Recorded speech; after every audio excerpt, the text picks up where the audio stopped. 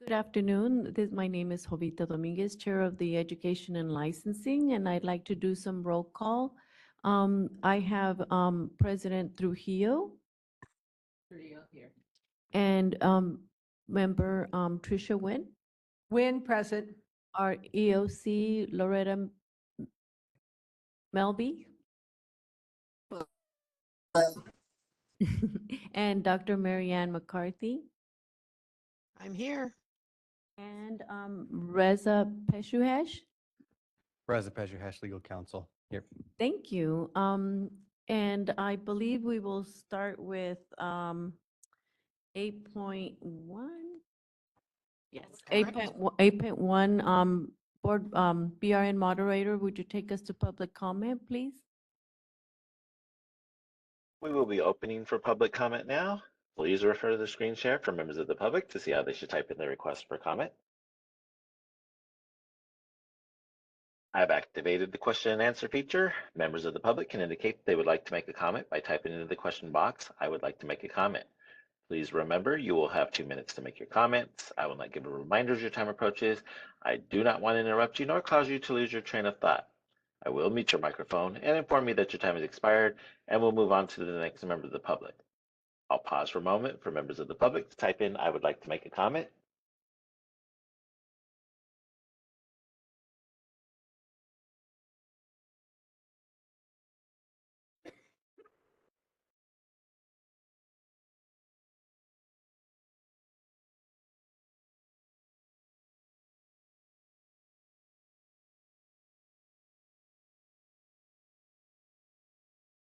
Committee Chair Dominguez, there are no public requests for comments on the WebEx. Do we have any public requests for comments there in the hearing room?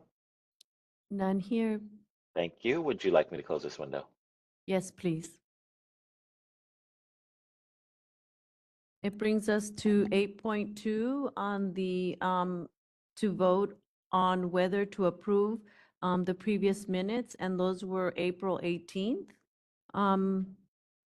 Any questions from the members? Okay, I would like to approve these minutes. Oh, sorry. We don't have the minutes. Huh? We don't have the minutes. Oh, I'm so sorry. Okay. Not ready. Well, I'm getting ahead of myself. They're not ready, so we'll go to 8.3. And I believe this, Dr. McCarthy, Yes. do you start us in 8.3? Good afternoon. I'm happy to. I'm Marianne McCarthy, the Supervising Nursing Education Consultant and the liaison to the Education and Licensing Committee. Agenda item 8.3 is the discussion and possible action regarding whether to recommend ratification of minor curriculum revisions and acknowledge receipt of program progress reports, and whether to recommend ratification of clinical facility approval or other action. According to board policy, nursing education consultants may approve minor curriculum changes that do not significantly alter philosophy, objectives, or content. Approvals must be reported to the Education Licensing Committee and to the board. Curriculum revisions include the following categories: curricular changes, work study programs, preceptor programs, public health nurse certificate programs. A list of schools who have submitted minor curriculum revisions, clinical agency and facility approvals, and program progress reports have been approved by the nursing education consultants and are in your materials packet as tables named the same. This is a consent agenda item. Thank you. Oh, go ahead, Member Tricia.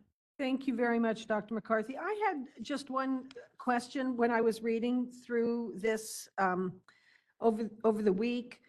I had never heard of a concurrent enrollment program, and I saw the one in Porterville with Grand Canyon University, and so I had all kinds of question marks. And then earlier today, we heard of a concurrent program, and I just was wondering if you could just give me a thumbnail sketch of how common they are and where they are. Thank you. They are becoming more and more common, which I think Lori addressed this morning. It is an agreement between a associate degree program and a baccalaureate degree program in order to make a seamless transition from the ADN to the BSN, helping them get their BSN. So when it's concurrent, it simply means they're enrolled in the ADN program. At the same time, they're taking some BSN programs while they're kind of enrolled in both. The thing that it reminds me of is when you sometimes have high school students who are enrolled in high school, but they're also taking courses at the community college. It's the same kind of thing. They're not taking specific nursing courses. They're taking their upper division, general education courses and stuff like that as they progress, so they have less time in just finishing their baccalaureate once they get out of the ADN program. Does that help, Tricia? It sure does. Thanks very much. And Lori, did you want to add anything else to that? Because I know you spoke to it. No, I mean, yes, they're pretty much everything that Marianne said was correct, but we do not have like a map that says where they are all located. We just started to collect some more of this information. We do that as a future plan. We do plan on creating a California map on our website that shows all of the locations of each one of our schools.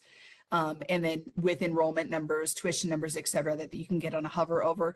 We just haven't got to that point. That takes a lot of resources, and we partner with other boards and bureaus under one place to get that. So we could manually pull together the data if that was something that you were really wanting to look at moving forward, but we do not have that data at our fingertips that is readily accessible. Okay. All right. Any other, so I'd like to motion to recommend ratification of minor curriculum revisions, clinical agencies or faculty approvals, and acknowledge receipt and program progress reports. Do I have a second? Second, Wynn. Thank you. BRN moderator, would you take us to public comment? We will be opening for public comment now. Please refer to the screen share for members of the public to see how they should type in their request for comment. I've activated the question and answer feature. Members of the public can indicate that they would like to make a comment by typing into the question box, "I would like to make a comment." Please remember, you will have 2 minutes to make your comments. I will not give a reminder as your time approaches. I do not want to interrupt you nor cause you to lose your train of thought. I will mute your microphone and inform you that your time has expired, and we'll move on to the next member of the public. I'll pause for a moment for members of the public to type in, "I would like to make a comment."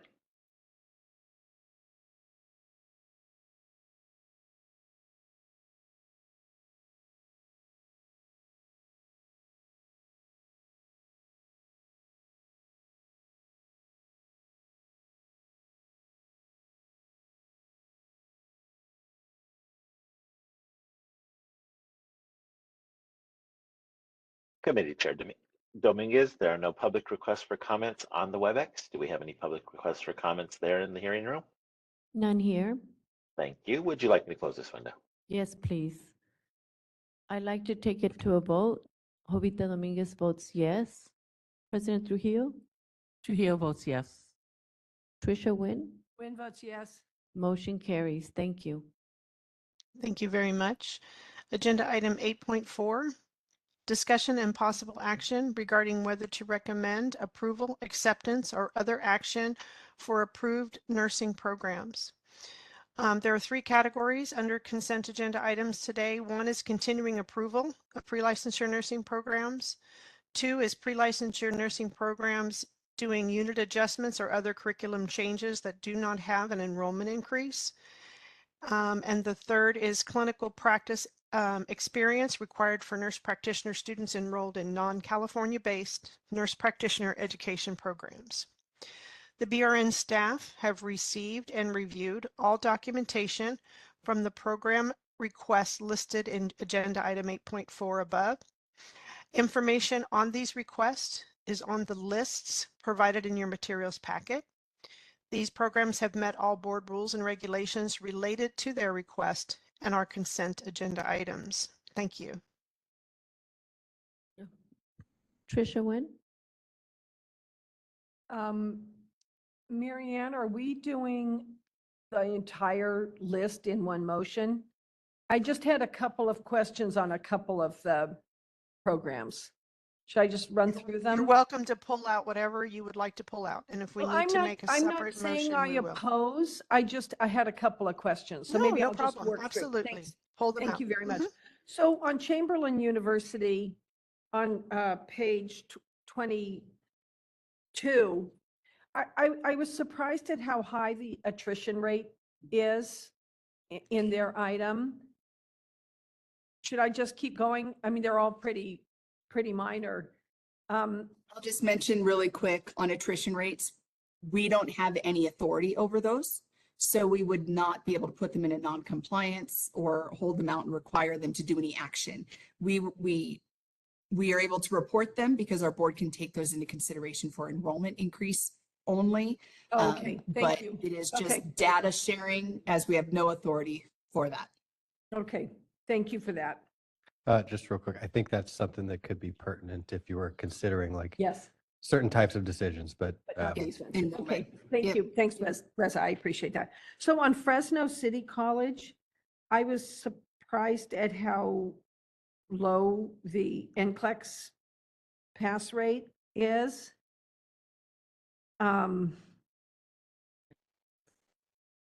Yes, and they are coming up for a continuing approval visit in the fall of 2024. Okay, So they are preparing right now all the documentation involved in order for us to make that visit where we look for compliance with all regulations related to nursing programs. Yes, so Thank what you. that one is they are asking us to approve their updates because we have the NCLEX pass rate is low. When we have a first year NCLEX pass rate, our nursing education consultants follow our regulation where they reach out and ask for an action plan. And then they do that action plan and carry it out. If it makes it to the second year where there is a low NCLEX pass rate, then we do a self-study where they review their program. Our NECs go out and do an in-person visit, and that goes into a much greater detail, and that follows our regulatory outline with that.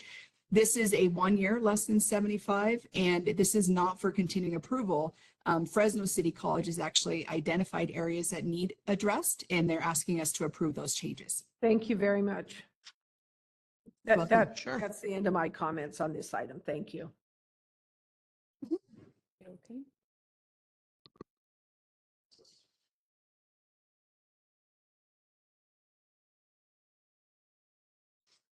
Okay. So for 8.4, I'll motion to recommend continuing approval and pre-licensure nursing program, pre-licensure nursing program curriculum, unit adjustment, or other changes, and pre-licensure nursing program unit adjustments and other changes. No enrollment increases, discussion and possible action regarding whether to recommend approval of clinical practice and experience request for nurse practice students enrollment on non-California based nurse practitioner education program. Do I have a second? Yes, I'll second. Thank you, President Trujillo. BRN moderator, would you take us to public comment? We will be opening for public comment now. Please refer to the screen share for members of the public to see how they should type in the request for comment. I've activated the question and answer feature. Members of the public can indicate they would like to make a comment by typing into the question box, "I would like to make a comment." Please remember, you will have 2 minutes to make your comments. I will not give a reminder as time approaches. I do not want to interrupt you nor cause you to lose your train of thought. I will mute your microphone and inform you that your time has expired, and we'll move on to the next member of the public. I'll pause for a moment for members of the public to type in, "I would like to make a comment." This is Reza. I just want to take a moment to clarify the motion for 8.4.1 through 8.4.7 is to recommend continuing approval for 8.4.8, 0.9, and 0.10 is to recommend approval of the curriculum unit adjustments or other changes, and for 8.4.11 to recommend approval of the university listed to utilize for the nurse practitioner students to participate in clinicals here in California. Yes. Got that right? Thank you. Committee Chair Dominguez, there are no public requests for comments on the WebEx. Do we have any public requests for comments there in the hearing room? None here. Thank you. Would you like me to close this window? Yes, please. I'd like to take a vote. Jovita Dominguez votes yes. President Trujillo, Yes. Board Member Tricia Nguyen, Yes. motion carries. Thank you. Agenda item 8.5, discussion and possible action regarding whether to recommend continuing approval or other action for an approved nursing program currently on deferred status. This is Merritt College Associate Degree Nursing Program, and information on this program can be found starting on page 32 of the packet. Board moderator, if you could please elevate presenters on the list for Merritt.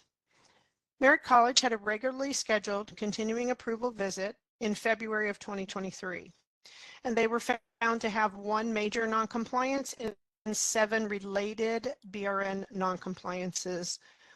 In August of 2023, the board put Merritt College on deferred status with quarterly reports to the NEC and asked them to return to the board in 1 year if they weren't enabled to come into full compliance. On page 32 of your packet, you can find that at the time of this submission of documents for this meeting, the program had come into compliance in 2 areas. One was their curriculum and one was their release time for their assistant director. Just a note, as of today, I did receive word, and they've had their assistant director at 50% release time for the past year, and they are going to reevaluate that now after this year, and look at that since the next cohort comes in the fall, and they did voluntarily hold their admission in the fall of 2023. So they're going to have a cohort coming back in this fall. There are no BRN regulations surrounding the amount of release time that is required to run a nursing program. So as this release time is reevaluated and possibly changed, Merritt will work with their NEC as they continue to work forward toward full compliance. The items remaining in non-compliance 1 year following the deferred status are on the list on page 32 of your packet. And so you'll see in the AIS, you'll see that there's the 2 items that have come into compliance and then the list of things that they're still working on. Their main non-compliance is their lack of faculty. And that has been ongoing since the visit. Currently, they have 3 full-time instructors and 6 part-time instructors. The program has lost a total of 5 full-time instructors since 2012 that have not been replaced. The program has been using part-time faculty to fill these full-time instructor positions. And the program has received an approval recently in order to hire 1 full-time position, but so far they have not been able to fill it. Additionally, the program has attempted in this past year to obtain consultants to assist them with their curriculum and their total curriculum evaluation to bring it into compliance, but they have been unsuccessful at finding a consultant. The program summary report starts on page 35, and the program representatives are here today to answer any questions you may have. Thank you.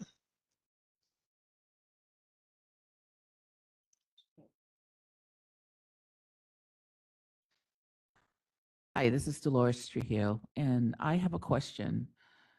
First, I'd like to commend Samuel Merritt for coming into compliance with 2 of the listed non-compliances. Dolores, I just want to correct that this is Merritt College, Yeah. not Samuel Merritt. Oh, Just making sure. thank you. That's okay. That's Oh, okay. Yes. Hi, Dr. Johnson. I see you. Hi, this is Jovita Dominguez. So do you have any hope to hire your full-time anytime soon? Yes, ma'am. If I could jump in. Good afternoon, everyone. It's an honor and pleasure to be with you, today.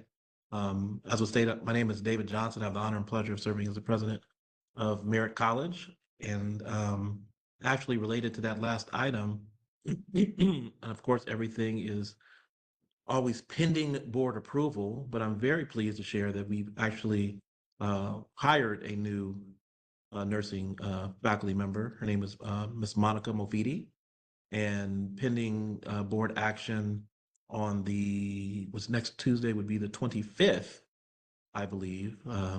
Pending board approval, she will be joining us as our newest full-time faculty member in the nursing department. Good to hear. Thank you. Any board members? Yes. Go ahead. Yeah, thank you very, very much, Mr. Johnson. So it looks though like you have lost more than one full-time person. You've lost, it looks like up to 5 full-time positions. And so I'm glad that you've got approval to hire one, and I'm glad you've hired one. So that's a step in the right direction. But what is the plan going forward? I mean, it seems like a number of your non-compliance issues relate to just not having enough instructors. So I'm wondering if you have a plan kind of going forward. Yes, ma'am. So the plan is to, and even when I appeared before the board last time, I may have said the same thing. First of all, nursing has been, remains, and will always be kind of a signature program at Merritt College. So there's a deep, deep understanding and commitment to make sure that we have everything we need to meet the mark, so to speak. I think, but we do have processes, so I would be a bit putting the cart in front of the horse if I just made a blanket statement of, I can guarantee you by this time next year, we will have this many, because we do have a faculty hiring prioritization process at the college, and I don't want to set that aside. But having said that, even I said the same thing last year, I'm confident that we will hire as many faculty members as we need to adequately serve our students in accordance with BRN guidelines, and also just recognizing what our students need. And I know at various colleges, it might be, that number may vary. I mean, maybe, so my understanding, like, for example, some place like one of the colleges in San Diego has a cohort of 85 students, and they have 4 full-time faculty members. Now, they may supplement that with part-timers, whatever their calculus is. But I guess my point is, I'm fully committed, and the college is going to be fully committed to meeting the needs of the program, given the number of students that we have. I'm very excited. I can't remember who said it earlier, but very excited about the prospect. We did take a year off to get our house in order, so to speak, and very excited that we have a new cohort of a couple dozen students. I met with them last week. They're eager, and I told them that we're expecting them to continue to carry the banner for Merritt, and assured them that we would be there to provide whatever support we needed to make sure that they could take their classes, that we have the curriculum development in place, and we have the professors in the classrooms or online or in the clinics to make sure we can offer all of the coursework that they need to be prepared and safe practitioners once they leave our program. Thank you. I'd like to jump in really quick and just to address one of the comments. We do not compare school to school. Each school has their own curriculum. They have their own hour requirements based on the curriculum that they design. and their clinicals, the various contracts, et cetera, determine ratios and how many faculty member may or may not be needed. What the BRN looks at is, do they have faculty adequate in number to carry out the needs of the program? So we do not assign a specific number. As you are able to see by this report from their assigned NEC, there are areas that they are not able to keep up on, that they are not following our rules and regulations and not maintaining those. So it does show that there is not adequate faculty, administration, et cetera, to carry out the needs of the program. We don't set a number, we don't say what that is, but we do look at outcomes. So based on outcomes, we know that this program is not effectively being managed with the resources they currently have.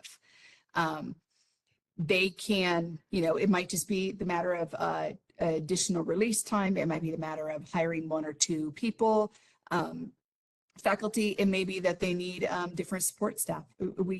That's something that the school works on with their NEC, and we track that ability by looking at their outcomes. And currently they are still not in compliance with the related non-compliance below that start at 1424 D, B1G, H, 1425 1, and 1426. Once those come into compliance, then we're able to say they have adequate number of resources, including the faculty. And so just so that you guys are very clear that it's not apples to apples with our schools, it is very different, and it's 100% based on outcome, as we do not give a number of what has to occur. Okay. So I will place a motion to recommend defer taking action on the continuing approval status of Merritt College Associate Degree of Nursing program while they work on their Work to clear the area. work to clear the area of noncompliance. Do I have a second? I'll second. Thank you. We do BRN need to moder- consider the possible second motion that's up here. So according to our regulations, when our board sees that a school is in non-compliance and they've had time to bring that school into compliance and they have not, the board sets a time when they want them to return. They set and say how many progress reports, what they want to do in that interim time. And so when you look at the way that that is set up, we have to give them a timeline. We can't just put them on a deferred status where they just maintain this continuing approval until another board action is done. So when they were here a year ago, our board made the motion to defer their continuing approval and have them return in a year. So if you guys would like to discuss possibilities of having them potentially turn back in a year, or whether or not they return back like we had done with a previous program, ELAC, where we had them come in front of our board every board meeting and present to give us specifics on that's done. There's various ways that we can manage this.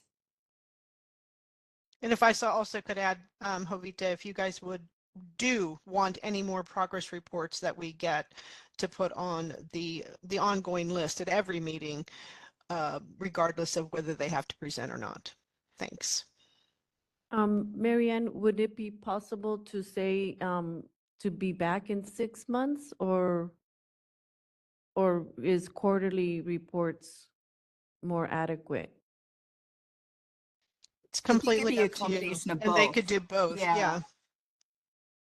We have I to give them a timeline to come back to the board, but then there's also follow-up that is done. So if we have them come back every board meeting, that follow-up is done with progress reports to the NEC. But you can have them report back to the board in a year, but do progress reports to the NEC quarterly. So those are various options. And Marianne, do you have any other options or examples that we've used in the past?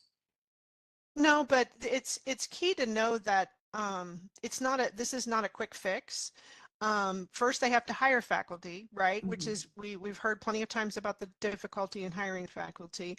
And then we have to get those faculty trained and on board. And then we got to start working on the things that they're having trouble with, which is their curriculum and their total program evaluation, which is basically evaluating your program every semester and having statistical data and aggregated data to make decisions about the program. And that's going to take some time. I think any timeline that you choose is fine. I would recommend that we do have progress reports in between. So if you go every 6 months, then progress reports. If you go next year, progress reports at the meetings that are in between. Okay, so if we could add to the motion, quarterly reports to NEC and return to the ELC board in 1 year? which Okay, so that would be maybe- June, August of 2025, correct? Yes. Okay. So that should be what it says on the screen as far as possible motions. That entire thing should be correct. Would you just confirm that Yes, for me? yes, that's what Thank we you. would like. And I I believe, will second. and Tricia seconds. Okay, And so I just want to make sure that you guys are all clear. This program still maintains an approval status because our board did not put them on a warning with intent to remove approval, and they did not make a motion to remove approval. But what this does mean is that this program has now operated 1 year with various areas that they're not in compliance with our law. And we are giving them an additional year to come back into compliance with our law, because right now they are not following the laws of having an approved nursing program here in California. So I want to make sure our board is completely aware that this will be 2 years that they have been out of compliance. Thank you, yes. PRN moderator, could you take us to public comment, please? We will be opening for public comment now. Please refer to the screen share for members of the public to see how they should type in their request for comment. I've activated the question and answer feature. Members of the public can indicate that they would like to make a comment by typing into the question box, "I would like to make a comment." Please remember, you will have 2 minutes to make your comments. I will not give a reminder as your time approaches. I do not want to interrupt you nor cause you to lose your train of thought. I will mute your microphone and inform you that your time has expired, and we'll move on to the next member of the public. I'll pause for a moment for members of the public to type in, "I would like to make a comment."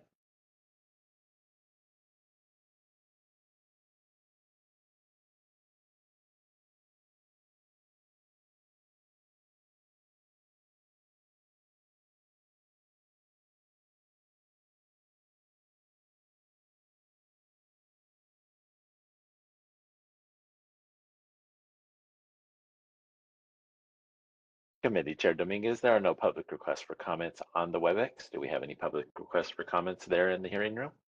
None here. Thank you. Would you like me to close this window? Yes, please. I'd like to take it to a vote. I, Jovita Dominguez, votes yes. President Trujillo, Trujillo votes yes. Board Member Tricia Nguyen, Win, yes. motion carries. thank you much. Thank you, Merritt. Agenda item 8.6.1, discussion and possible action regarding acceptance of a substantive change to an approved program. This is Unitech College Baccalaureate Degree Nursing Program enrollment increase. Information on this program can be found starting on page 39 of your packet. And board moderator, if you would please elevate presenters on the list for Unitech. In 2007, the BRN approved Unitech College Fremont Campus Associate Degree Nursing Program. In February of 2019, the BRN approved the Fremont Campus Nursing Program to offer a baccalaureate degree nursing program and discontinue the associate degree nursing program. Unitech now has 4 campus locations with baccalaureate degree nursing programs. Fremont, approved in 2019 with an annual enrollment of 160 students. Bakersfield, approved in 2019 with an annual enrollment of 200 students. and an additional approval of 75 students annually tied to a partnership with Community Health Systems. Concord approved in 2020 with an annual enrollment of 120 students, and Sacramento approved in 2021 with an annual enrollment of 120 students. Today, Unitech College is requesting an enrollment increase at their Fremont campus. The program is proposing an additional cohort of 40 baccalaureate students per year, bringing the total annual enrollment at Fremont from 160 to 200 students. This enrollment pattern would be 40 students 5 times a year. Please see page 43 of the packet for Unitech's information on how this proposed change will affect the community. So who they've reached out to and talked to. On page 43, they have that written up nicely. Everybody's doing this now, so it's very nice. On page 41, there's the 5-year growth data information for Fremont, which is Region 3. So you can see what's happened over the past 5 years for not only Unitech, but for Region 3. And then, of course, program representatives are here and available for questions. Thank you.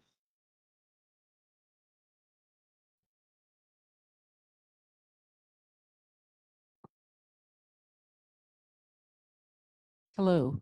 Hi. I just have a question for this college. Have you secured clinical sites for this request for increased enrollment? Are you asking Dr. I'm Yosef? asking the college, yes. Okay. Abdel, are you available to, or, yeah, Yes, can you Abdel? hear me? We got you. Thank you. Sorry. That's okay. Go ahead. Did you hear the question? No, I did not. I apologize. I can Okay, the repeat. question. Okay, go ahead. I would like to Go ahead, know, Dolores. I would like to know if you have secured clinical sites for this request of increased enrollment. Thank you. Thank you for this question. Actually, I want to talk about 2 items regarding clinical sites. We have secured 75 new facilities over last year, preparing for this increase in enrollment. But in addition to that, this campus, the Fremont campus, since 2016, we have not added any seats for this campus. And in 2022, when the Board of Nursing approved the 500 direct patient care hours, took it down to 500 direct patient care hours. That kind of allowed us now to add these 40 students within the clinical rotations we currently have, because our clinical hours went down, the direct patient care hours, with the new curriculum that we got approved recently.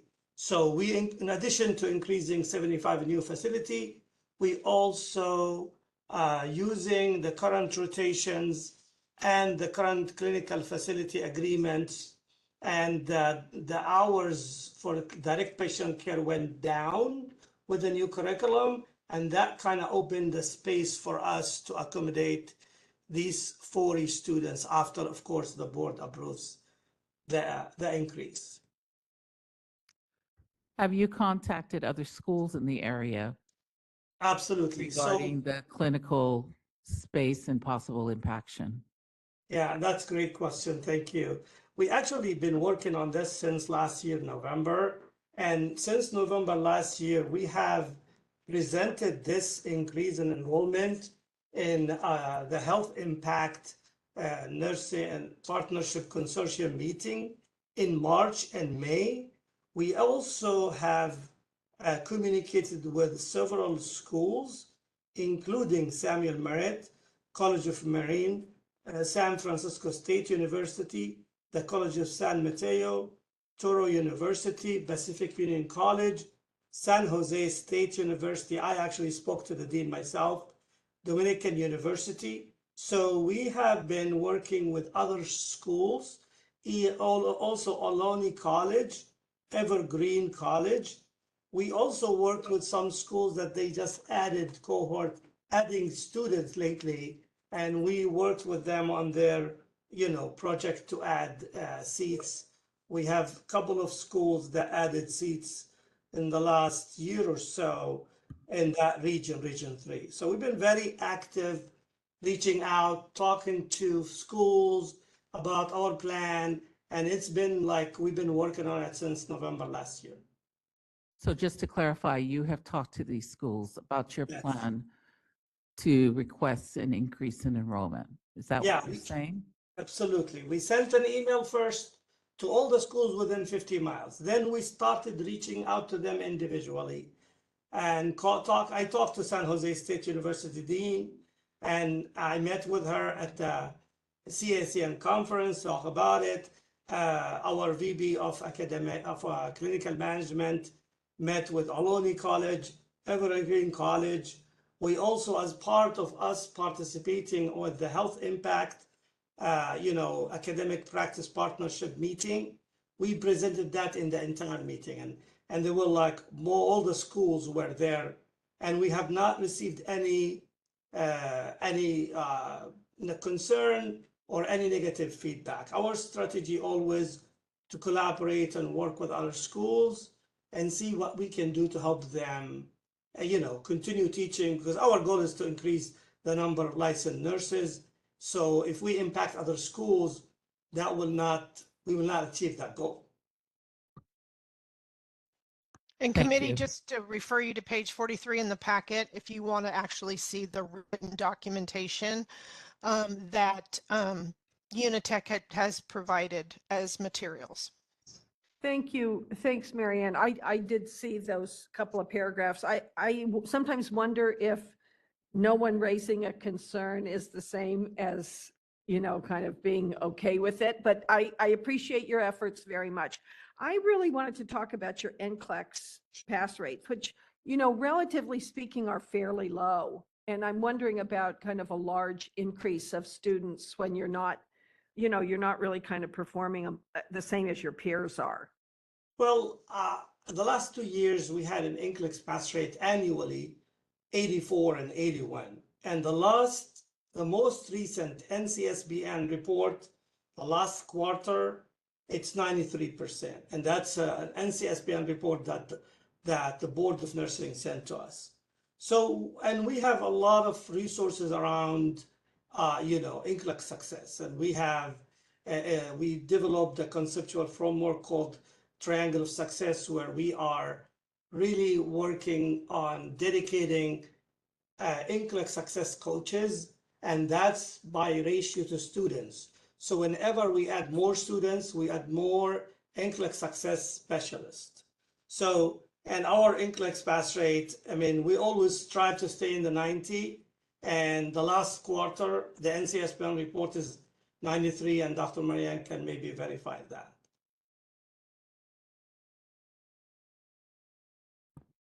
I think just for the board, we don't consider quarterly pass rates. So even though, yes, it is increasing, that's fantastic. Thank you for that.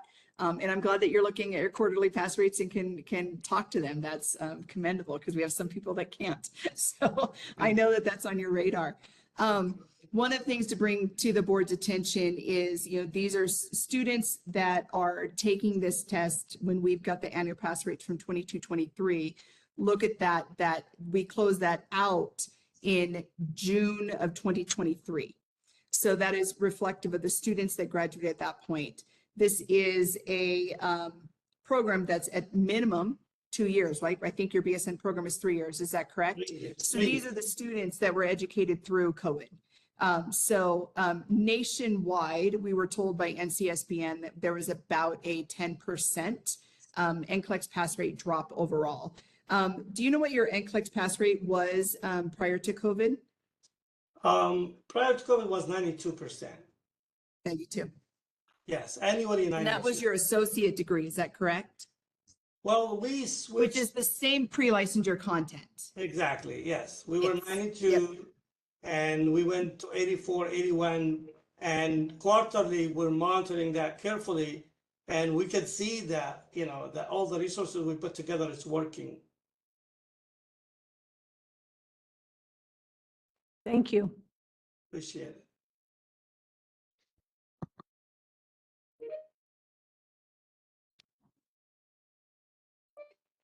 So should we go to public?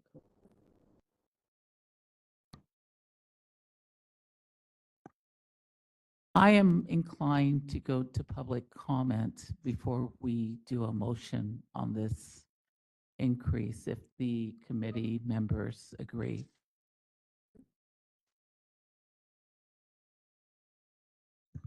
BRN moderator, can you take us to public comment, please? We will be opening for public comment now. Please refer to the screen share for members of the public to see how they should type in their request for comment. I've activated the question and answer feature. Members of the public can indicate that they would like to make a comment by typing into the question box, "I would like to make a comment." Please remember, you will have 2 minutes to make your comments. I will not give a reminder as your time approaches. I do not want to interrupt you nor cause you to lose your train of thought. I will mute your microphone and inform you that your time has expired, and we'll move on to the next member of the public. I'll pause for a moment for members of the public to type in, "I would like to make a comment." Stephen Rush would like to make a comment. 1 second, please.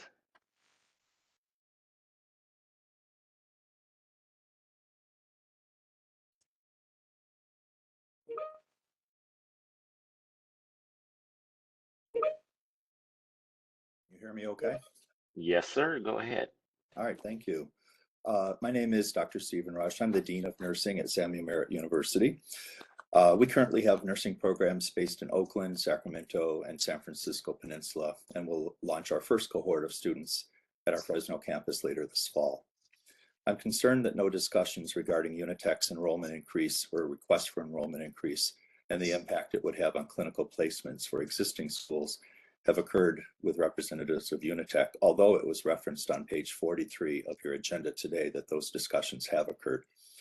Furthermore, it states, quote unquote, Unitech also shared information about the proposed enrollment increase at the Health Impact Greater Bay Area Academic Practice Partnership, which we just heard the director of Unitech mention in March of 2024, and that several other schools, and he mentioned many of those, but also our name was just mentioned, that we were in attendance. First, we weren't in attendance at that meeting. And even if we were, I'm concerned that, as one of our board members just mentioned, an announcement at a meeting, I'm not sure that equates to acceptance or discussion with an actual school. I have no evidence that this wasn't presented as stated, but I do, as I just stated, wonder if a presentation at a regional meeting constitutes valid discussions and endorsement from the schools that were cited. Additionally, SMU is concerned about the language in Unitech's request for increased enrollment documentation that states, quote, Unitech's regional dean and vice president of clinical education management are currently arranging meetings, end of quote, with additional schools in the Bay Area, and quote, Unitech will continue reaching out to other nursing education programs within a 50-mile radius and actively participate, support, and collaborate within the respective area consortiums of which we are respected and participating members. So my question for the board, in addition to my comments and concerns, is I wonder if planned meetings, not actual meetings, but planned meetings, those meetings that would have verified endorsement and good intentions satisfy the requirements of the ELC versus actual documented meetings listing the date the meeting occurred and with whom Unitech met with. In closing, SMU understands the needs of meeting the workforce needs in the Bay Area, as well as across the state of California. But however, we are not at this time able to support this request as we have not been provided an opportunity to discuss the expansion request with our colleagues at Unitech. Thank you. Thank you for your comment. Before we go on to the next public comment, if there is one, I'd like just to kind of address some of the issues that were brought up. So in our law, it's fairly vague on this ask, and it's that they'll take into consideration, right? And that they will share with us what they have worked on in collaboration, including this and their work with consortiums and along with the individual schools.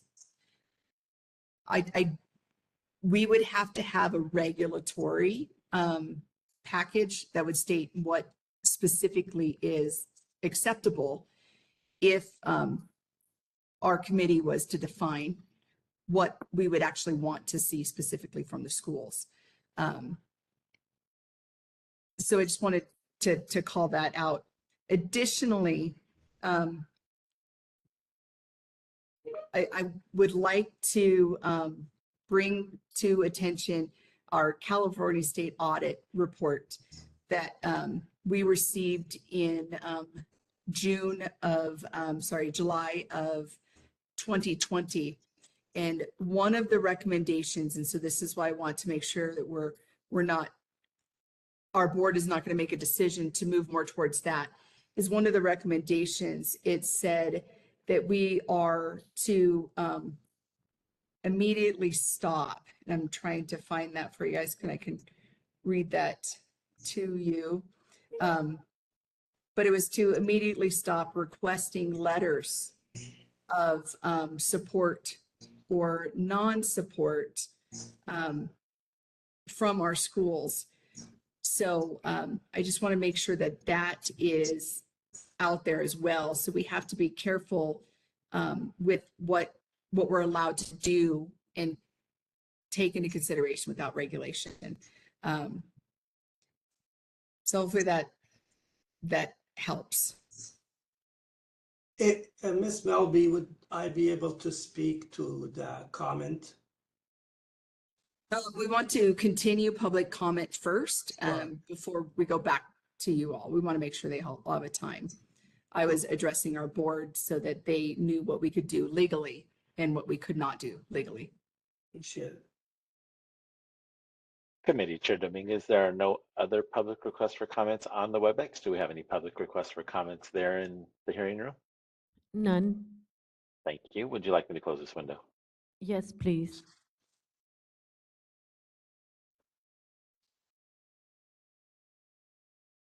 You may speak to what the gentleman said. If Thank you, Madam President. I just want to mention something about the language in the report that Dr. Marianne McCarthy put in, and it talks about we are planning to reach out or we are planning to meet. This language was written several months ago, and many things happened between when this is written and submitted to the board to today's date. And I want to turn this to Ms. Joellen Sutterfield, because she is in meetings, in these consortium meetings, and she is in communication with schools and the schools that we worked with. And I would like to give her a chance to speak to that. Hey, I think you can hear me, just testing. I always have trouble with my mics in these meetings. I so appreciate Dr. Rush's information. We spoke to a Karen Falmsegard, the director of clinical, at March 15th as part of the greater Bay Area, health impact. And in recently assisting Samuel Merritt in our Fresno area with the consortium there. Dr. Rush was probably so busy I mentioned this person's name. And so we are available to do whatever we can. We've never had a challenge with any school or displacements. We look for quality clinical and learning for all. In fact, a couple of years back, Samuel Merritt themselves needed Unit 5, and asked, and we were on Unit 5 of Kaiser, and we moved to Unit 4 so that they could get expert learning. And for that semester, it was before Dr. Rush became their interim director or dean in January. We're very, very collaborative. We just, in the health impact meeting, supported 6 of the community colleges in helping them to join the collaborative, which they didn't. And we invited 8 institutes to the health impact and sent that information to Garrett Chan so that we'd have other schools in the area collaborating to ensure growth for all the programs in the area. in all our nursing programs. So if we miss something, we will go back, but we did speak to a Miss Karen, their director of clinical placement, and she was part of the collaborative actually. And I did mention to Dr. Rush about this when we were supporting him in the Fresno area. Board Member Tricia Nguyen. Thank you very much, Ms. Sutterfield. And I do appreciate your intent to, speak to as many entities within the system. You're just asking for 40 extra students into an area that our staff has suggested is very impacted.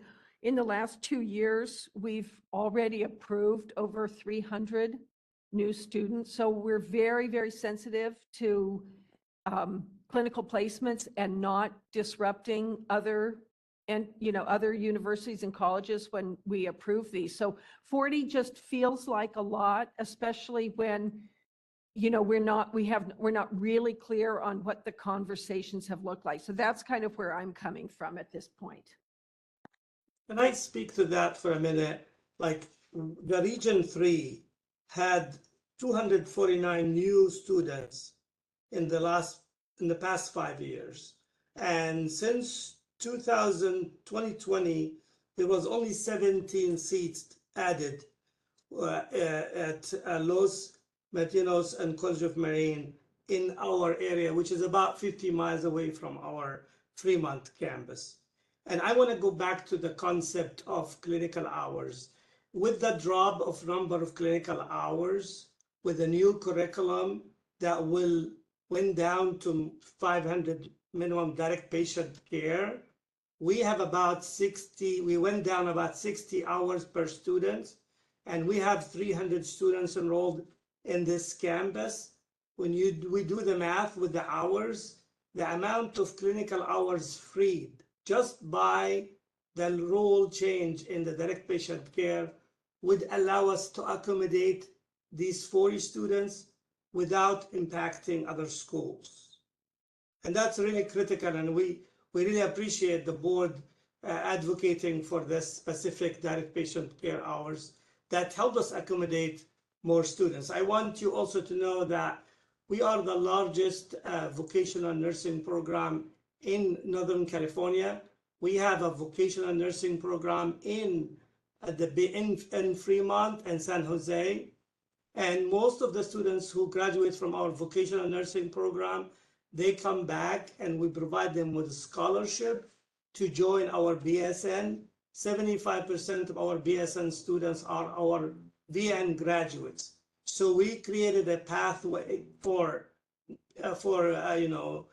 students to become nurses, and many of them, they go to become a vocational nurse, and then a few years down the road, they come back and become an RN. And we have not added any seat at this campus since 2016, actually, because in 2016, we had an ADN 4 stars with 40 each. And in 2019, we shifted the curriculum to a BSN, but we kept no enrollment increase. We just kept it at 4 stars by 40. So we have not added any seats for the last 7-8 years.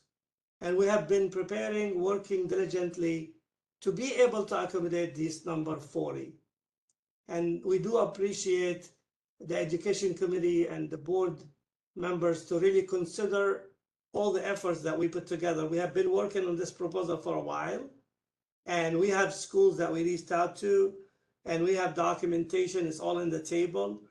If Dr. Rush was not in the meeting, and Joellen Sutterfield just gave the name of the person who we met with at Samuel Merritt. And we try to meet with every single person, but it's hard to meet with multiple people at schools. We go to these, consortium was meant for collaboration. And we're very active in this consortium. We go to every meeting and we present.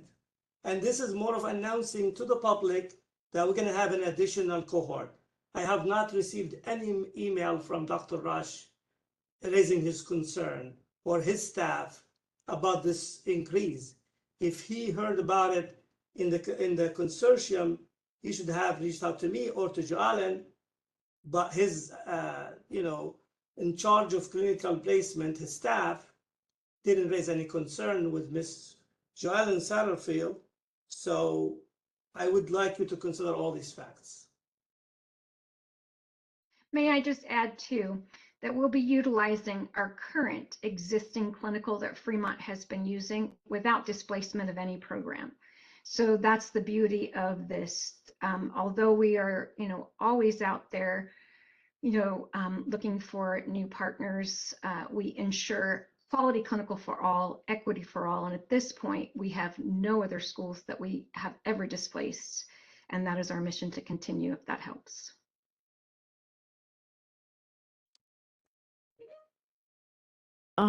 I would like to make a motion to accept these substantive request by approval program and approve the enrollment increase of for Unitech Baccalaureate Degree Nursing Program with an enrollment pattern, which I would like to say 20 additional students 5 times a year, which would really be half of, so that would be 100. Would that, Marianne, would that be 100 if I say 25 5 times a year?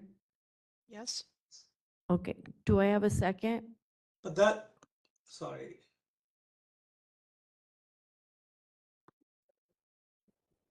Yeah, but we're gonna. That's cutting our enrollment, actually. We're currently at 40 by 40, 40 by 4. So we're 160 currently, and we're asking for another 40. So this is actually. You're asking for another 40 times 4? Or 40 This times is a 5? separate cohort. This is a separate cohort. So we're not talking about, Abdel, we're not talking about your current enrollment at Fremont at all. We're simply talking about what your enrollment request is. And your enrollment request is a cohort of an additional 40 students 5 times a year. Yes. At 200 students. So we're not touching what you're already approved for. We're only speaking to what you're asking for today. Am I right, Joellen, that you're asking for 40 students 5 times a year in a separate cohort outside of your current enrollment? No, that's We're just asking for one cohort. we're only asking for 140 in the year. Oh, Yeah, so it's just not one 5 cohort. times a year. Yeah. Oh, no, just one. Oh, No, that's just one. my mistake then. I read it as, and I thought we confirmed my mistake. I thought you were I'm asking sorry. for another cohort to come 5 times a year. So you're only asking for one cohort of 40 one time a year. Yes, ma'am. Then that's, You want to go That from makes a difference. 160 students to 200 students. Is that Right. what your ask is? Exactly. And so you're just asking for one additional cohort, Okay, and thank you. 40 students is what you already, so that way it maintains staffing, it maintains clinicals, there's no break. Is that my Thank you for that understanding? clarification. thank you. Absolutely. Yeah, we And using appreciate the that. existing And we will definitely motion for the request, which is 40 additional students. Appreciate it. And Okay, so Tricia, that's my when- error. I apologize, committee members and Unitech. So the first part of the motion is correct. Mhm. The additional part, which would be the enrollment pattern, would be an additional 40 students annually. Yes.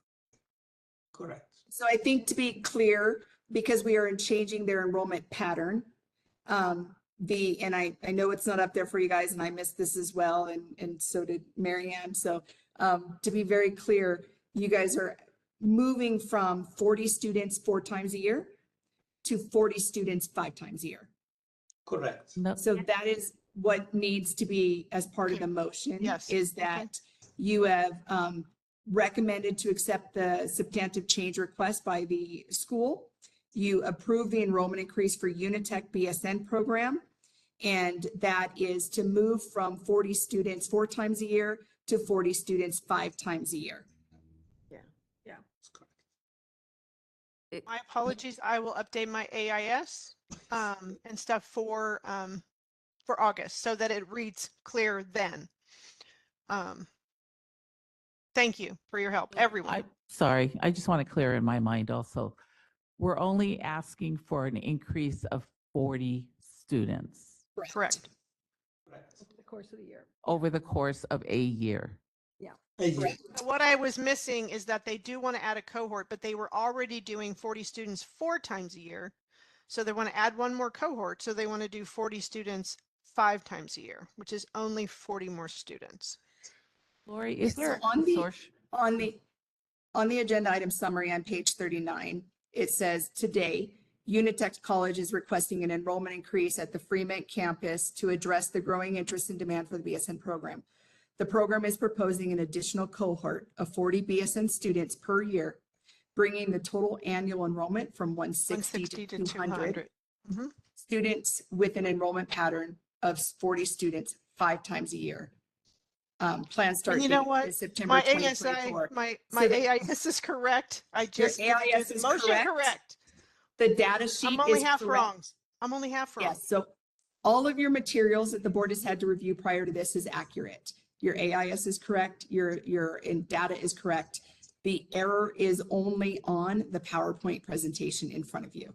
So it is only 40 students. Ironically, that's what once a we're year. looking at. We Yeah. appreciate it because everything, we read it ahead of time, but then when we see, well, maybe I Yeah. didn't understand it. But thank Yeah. you for the clarification. So since we went to public comment, can we vote, Lori? I have one You more question. can, but we before do need to vote. restate the motion so that it's very clear. And yes, Dolores. Is there a consortium in that area Yes, ma'am. for the That's clinicals? the one I was referring to. It's called, it's the Health Impact Greater Bay Area Academic and Practice Partnerships Consortium. That's the one where Okay. I'm collaborating. That's the one you worked with? Yes, Or ma'am. you, okay, thank you. So I repeat it. So you would make a motion to accept so everything that you had said before was fine. You just have to address the enrollment. And so you're accepting the 40, that their new enrollment increase will be 40 students 5 times a year, totaling 200 students annually. So I would like to clarify that we are accepting the 40 students, additional 40 students for a total of 200 annually.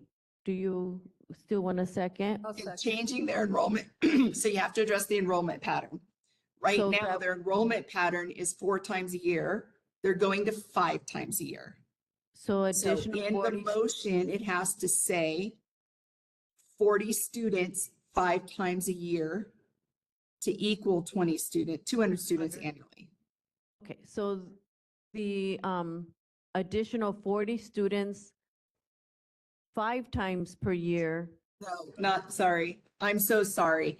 If someone, I'm not there to write it down, I apologize. It's Lori, not an I don't additional think- I 40 think it's students pretty 5 clear. times a year So- because that would give them many, many, many Can I students. just- We give them 200 Okay. extra students than what they already have. So it is An additional 40 students addition annually, of which one would be 40 cohort students of 5 40 times a year. students. Yes, an addition of one cohort of 40 students, Gonna go from which 10 to 5 changes times. their enrollment pattern to 40 students 5 times a year with an annual number of 200 students. So we will, Sorry, Let's have somebody write it down and then you can read it. it doesn't need to be written down. I think it's pretty crystal clear what the motion and the intent here is. Okay. And what I'm going to do is go ahead and restate it. And Jovita, if I've yes, thank captured you. it, just I'll ask you to go ahead and say so moved. The motion, as I understand it, is to change the enrollment pattern from 40 students 4 times per year to 40 students 5 times per year, resulting in a total annual enrollment of 200 students. So moved. Thank you. And I'll second that. Thank you. And we would like to take it to a vote. I, Jovita Dominguez, votes yes. President Trujillo? Trujillo votes yes. Board Member Tricia Nguyen? Yes. Motion carries. Thank you. I appreciate you all. Thank you, Dr. Thank you Brett. so much. Okay, I'm just catching up here. My apologies. Agenda item 8.6.2, discussion and possible action regarding acceptance of a substantive change to an approved program. This is CNI College Baccalaureate Degree Nursing Program. The information on this program can be found starting on page 47. And my understanding is the presenters are in person in the boardroom. Is that correct? Yep. Come on down. They've been sitting politely all day. Okay, so CNI was approved in 2012 to offer an ADN program. In September of 2020, the program notified the board of their intent to teach out their ADN program and received approval in February of 2021 to offer a baccalaureate degree program. That program began in May of 2021 with an enrollment pattern of 40 students 5 times a year. The program it concluded the teach out of the ADN program in September of 2022. In February of 23, CNI requested an enrollment increase of 120 students annually for the BSN program. At that time, the board voted to defer action and have the program return when they had at least 1/4 of NCLEX data, official Pearson VUE data, that reflected graduates from the BSN program. So on page, and again, we usually don't do quarterly reports, but this was a specific ask by the board. So on page 48 of the packet, you can find the quarterly reports for CNI to date. So Q2, we only have two quarters, Q2 and Q3 since that meeting. And Q2 is, as you can see, from October to December, and they were at 66.67%, which is 3 graduates tested, 2 passed. And then Q3, which was from January of 24 to March of 24, it was 91.67, where there was 48 testers and 44 passed. So starting at the bottom of page 54 of the packet, again, the programs have started doing this now where they're putting a section in their executive summary that talks about the other schools in the area and the community that they spoke to determine how this proposed change will affect other programs. And then on page 50 is the growth for the Orange County area, which is where they are. It's the 5-year growth data from Orange County, which is region 9.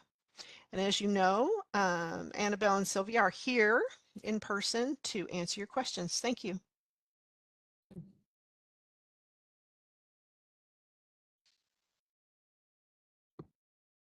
Thank you for coming in person. My concern, although you did what you were asked, you came back after 1/4 of NCLEX scores, and that 1/4 was 91.67%. Actually, it was 2 quarters, but there was few test takers in the first quarter. Yeah, Or the second quarter, sorry. There's only 3, it looks like. Mm-hmm. My concern is the area that you're in. That's right at the forefront of my questioning. Because of the severe impact of clinical areas that are available for other schools that are in that area. Now you're asking to increase over 100, I believe, a year? That's correct, ma'am. What is the exact number? I'm looking for it. 24 students, 5 5 times a times year? a year, so 120. And please note, this is for evening and weekend classes only. But you still need clinical area. Yes, ma'am. And a lot of schools are actually doing clinicals evenings and weekends down there. You've secured clinical space and worked with the consortium in your area for that clinical space? Yes, ma'am. So we will be using the same facilities that we have. And our facilities are not only restricted to Orange County area, we also have Riverside and San Bernardino County. Yeah, Riverside's another impacted clinical area.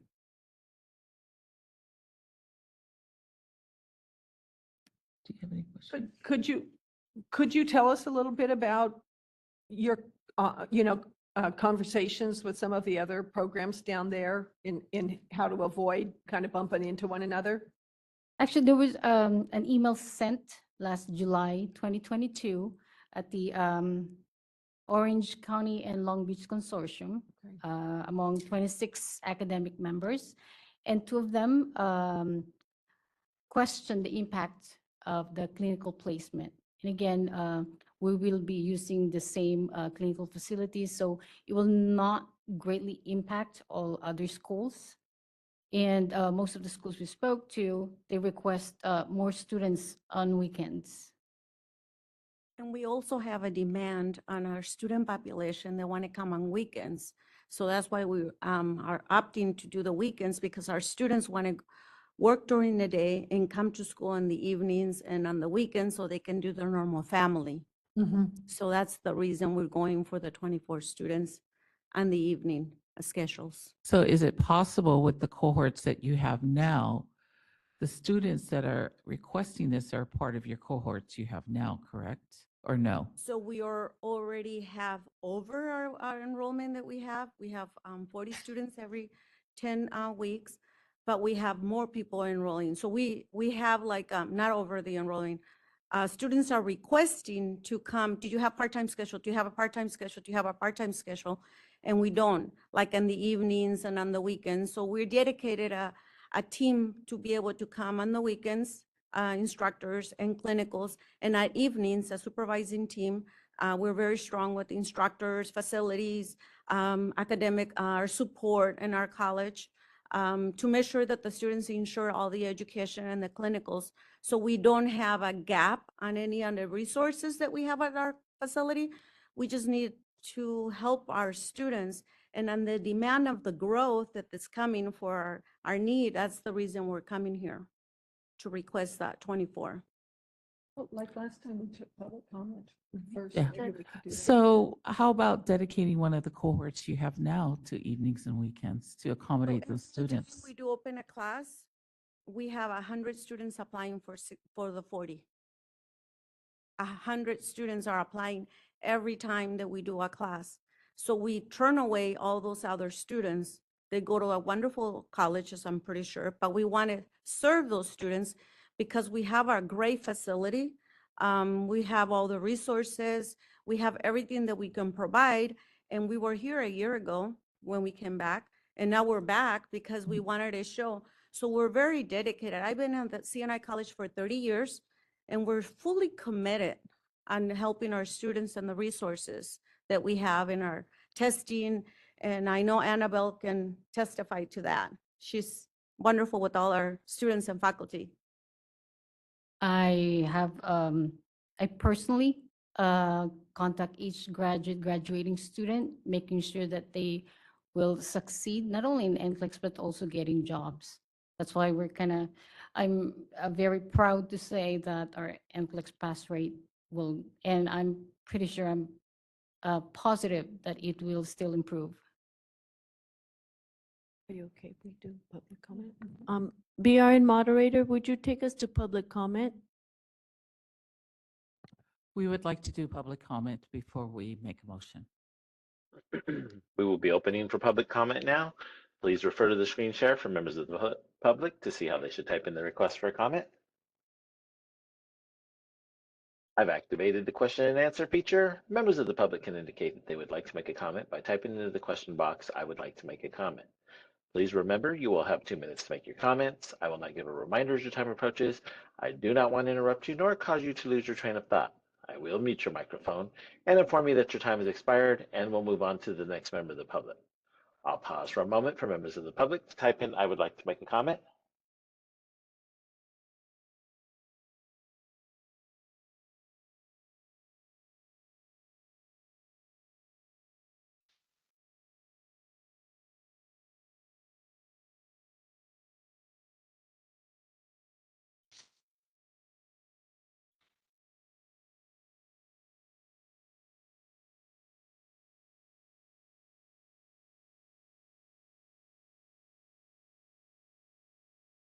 Committee Chair Dominguez, there are no public requests for comments on the WebEx. Do we have any public requests for comments? Oh, hold on. Sorry, somebody snuck in there. Priscilla Greco would like to make a comment. 1 second, please.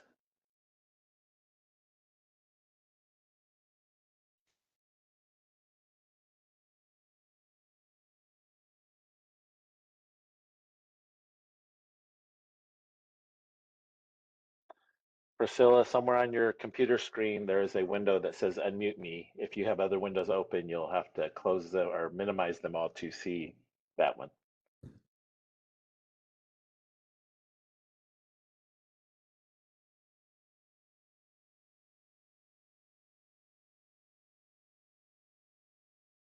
There you go. Hear me now? Yes, ma'am. Thank you. I have some concerns regarding impacting the schools in the Orange County area. We're very impacted. Our program for the fall has been impacted for placements. We're normally at Fountain Valley in the fall.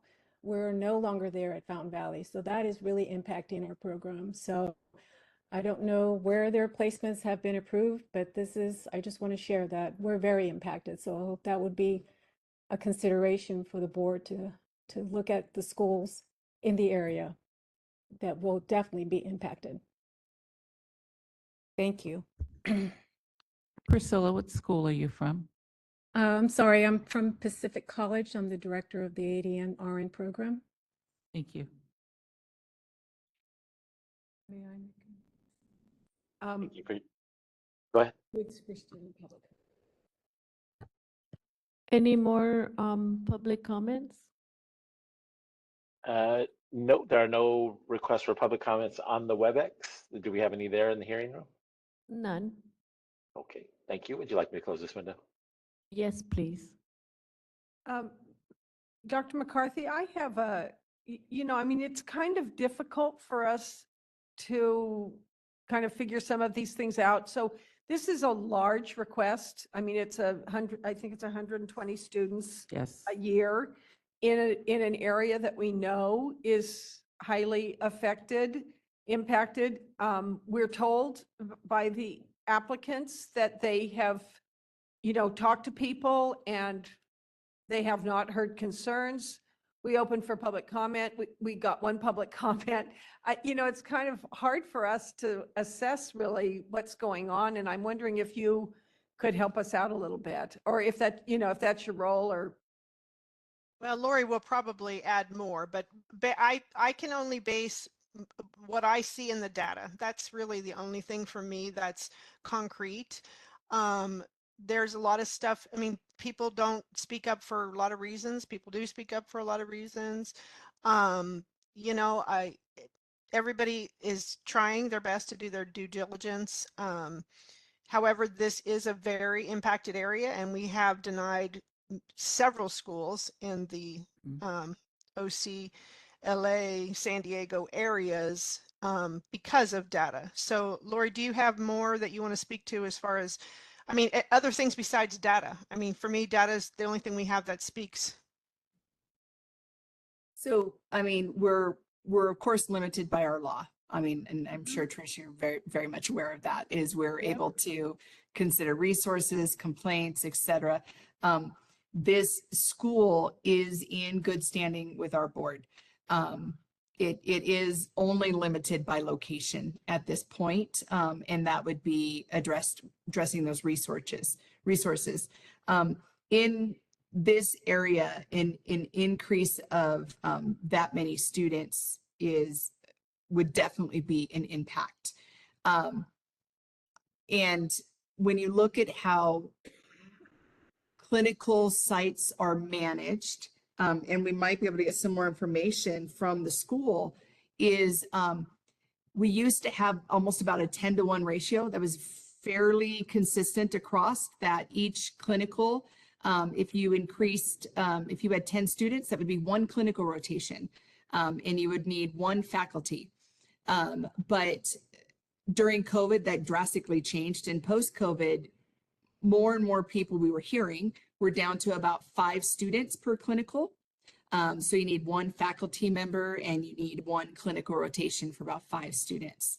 And so that impact, depending on the clinical facilities that they're utilizing, will depend on the amount of impact that is there.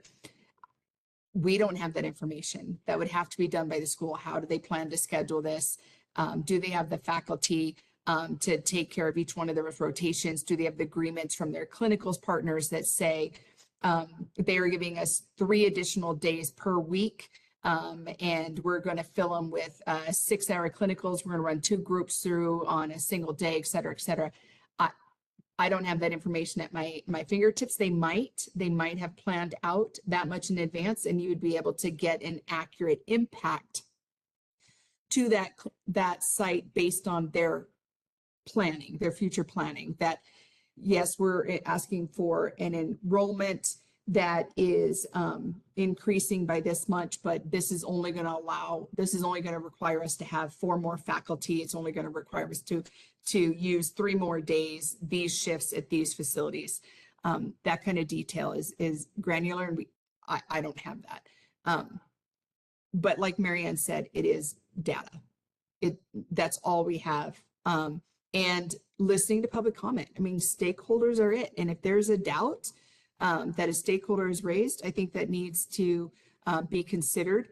And if that means deferring action and having another meeting, if that means, deferring this to the board and getting additional information over the next 2 months, we can.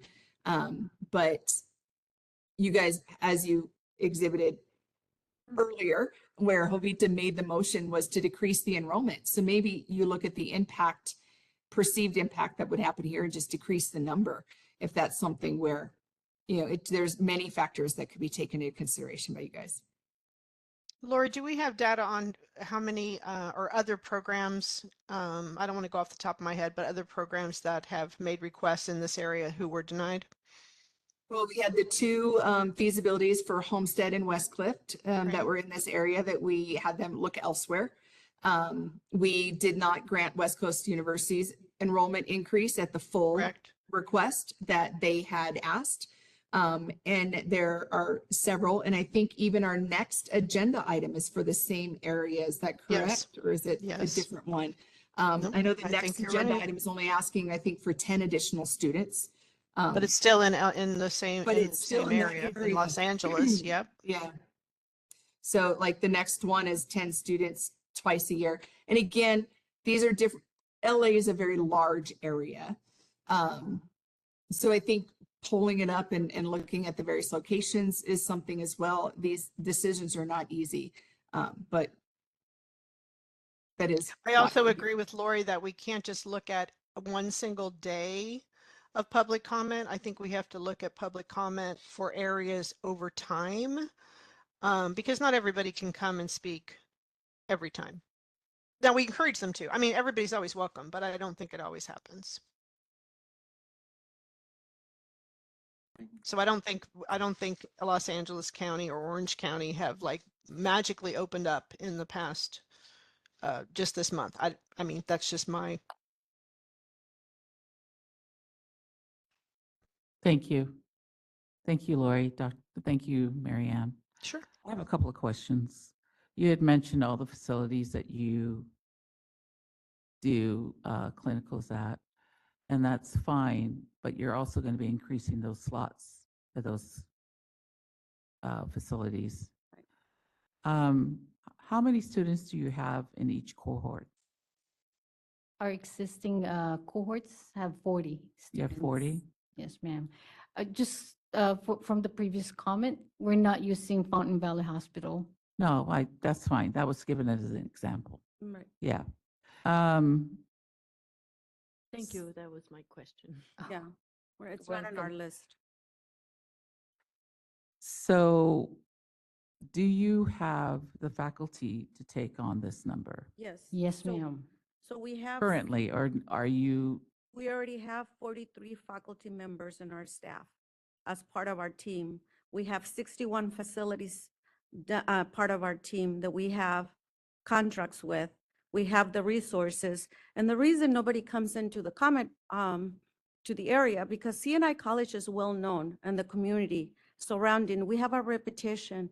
We work with everybody around in our schools, in our hospitals, and anywhere. And we're located in Santa Ana, California.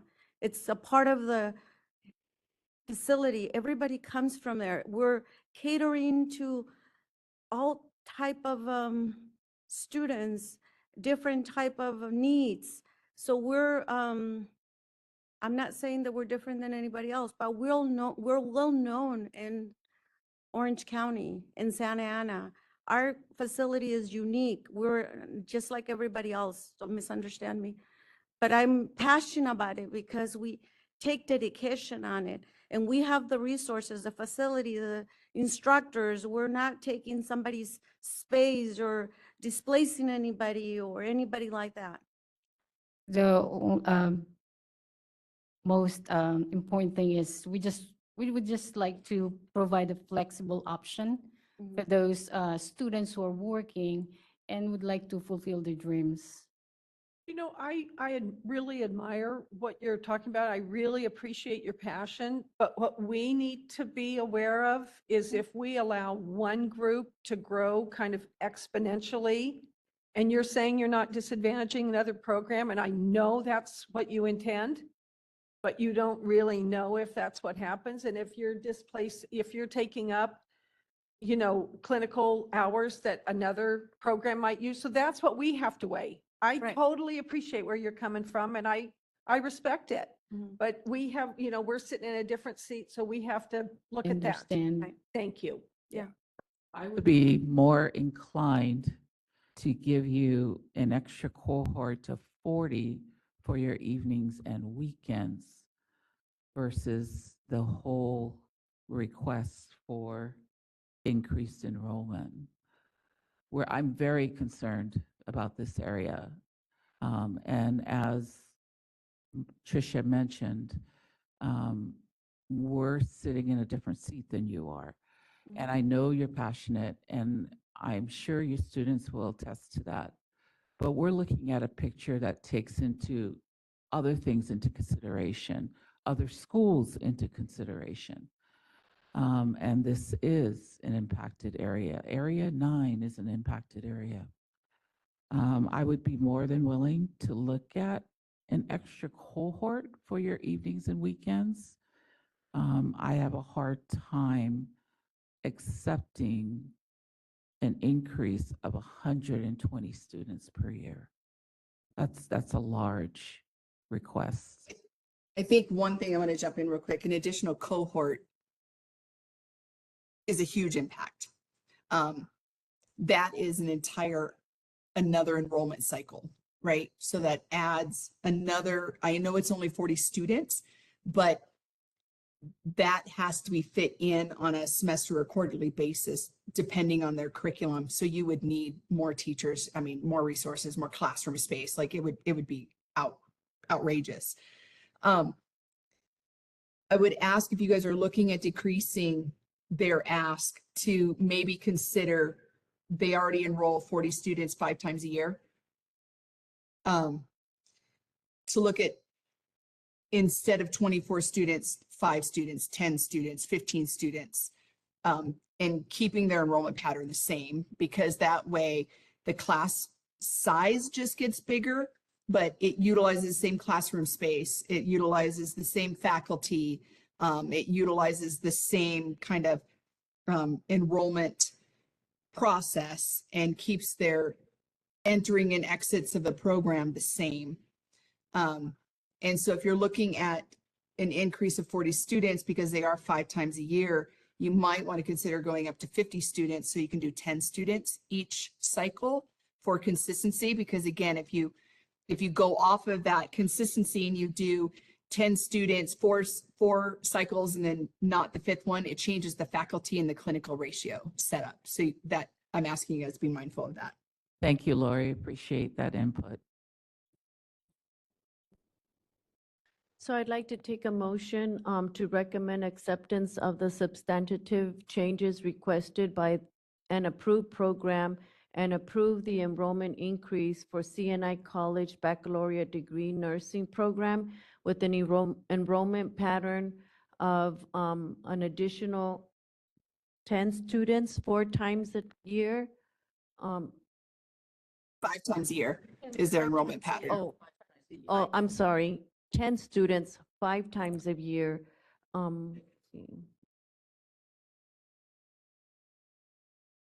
lost my place. Okay, that's it then. Yeah. Do I have a second?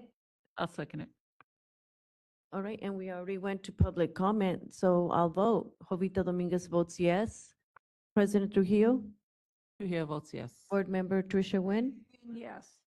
motion carries. Thank you for compromising. Thank you for your wait Coming. and for coming in person. We Yeah, truly we appreciate it. in person. Thank you. And great job. Thank you. Thank you very much. Agenda item 8.6.3, discussion and possible action regarding acceptance of a substantive change to an approved program. This is Pasadena City College Associate Degree Nursing Program asking for an enrollment increase. Information on this program can be found starting on page 57 of the packet. And board moderator, if you could please elevate the presenters on the list for Pasadena. Pasadena College is in Los Angeles County. The program is requesting an enrollment increase. The current enrollment pattern is 80 students twice a year for an annual enrollment of 160 students. And their request is to increase to 90 students twice a year for an annual enrollment of 180 students. This is an increase of 20 more students per year. The program plans to admit 82 students in the fall of 24 and then 90 students each semester starting in the spring of 25.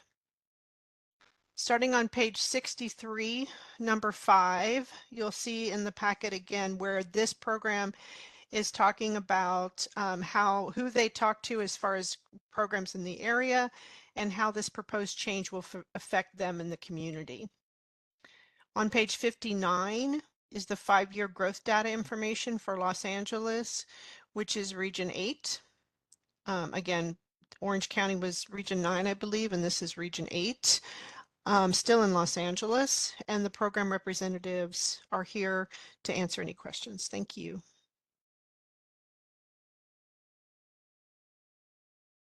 Any other board members have any questions? No. I do. So this is a small increase, but I assume you have the faculty in place for this increase? Talking to the school. Dr. O, I'm here as well. This is Dr. Micah Young, Dean of Health Sciences. Yes, we do have currently the staffing to support this increase. And additionally, we have other approved positions. We're looking to increase our staffing of full-time faculty members in coordination with this increase as well. So we have currently between our full-time and part-time staff, sufficient staff to accommodate, but we will be increasing the number of full-time positions available at the college as well.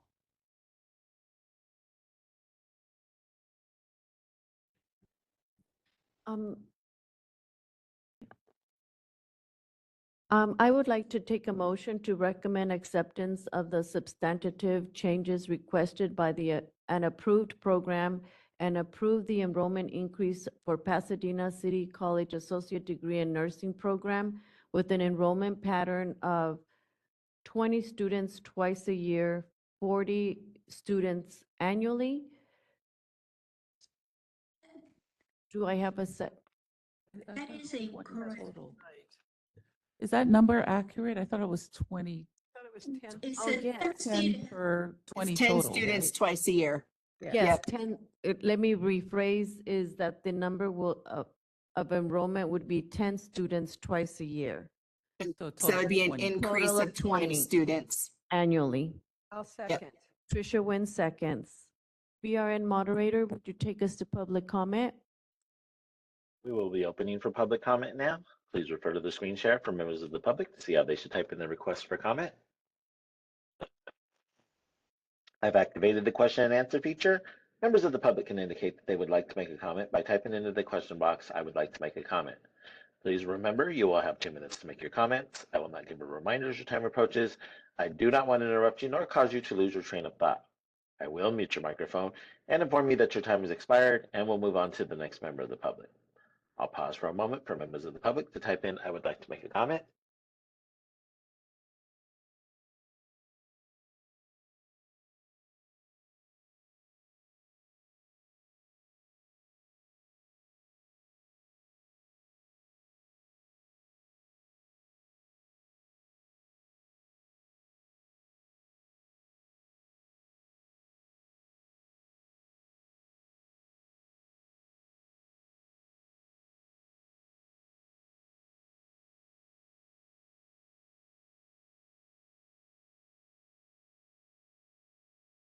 Committee Chair Dominguez, there are no public requests in the WebEx. Do we have any public requests there in the hearing room?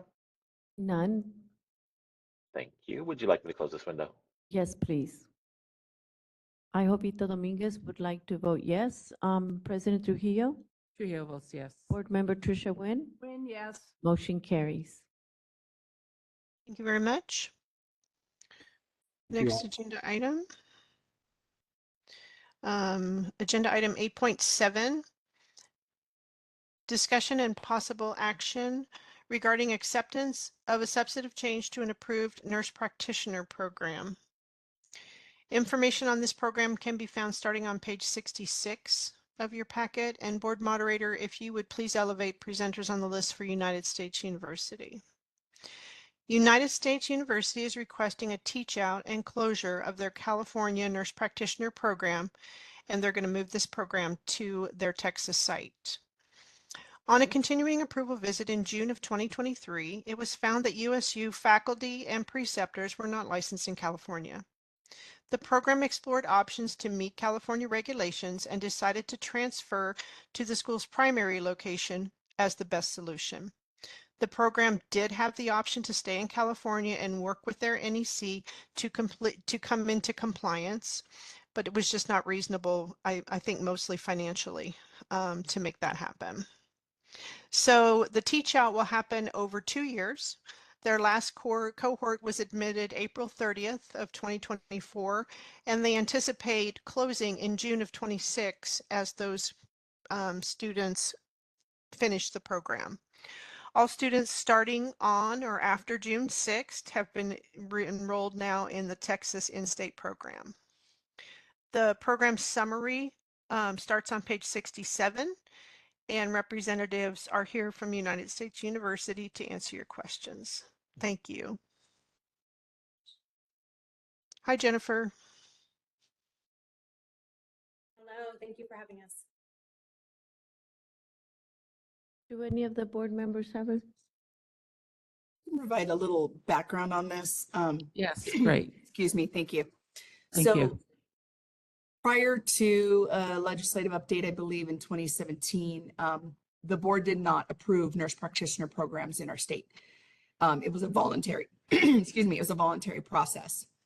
After we received that authority to approve nurse practitioner programs in our state, there was regulations that was implemented that addressed faculty of a nurse practitioner program as well as preceptors of a nurse practitioner program, requiring all faculty and preceptors to be licensed here in California.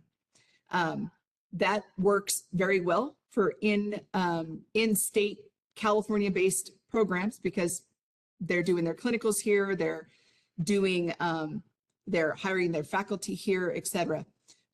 This becomes problematic when our in-state nurse practitioner programs serve out-of-state students because they would want to do their preceptorship in the state that they are residing in.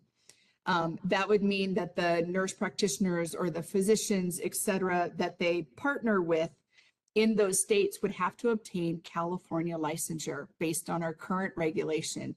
And that has been difficult for, I believe this is our second school that has had to seek an alternative way to work with this. We are aware of the issue in the regulation.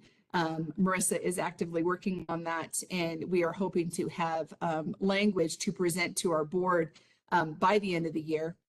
Obviously can't guarantee anything, but I'll specifically share the section. And so if you go to California Code of Regulation 16, Title 16, California Code of Regulations 1484, it talks about faculty, and it says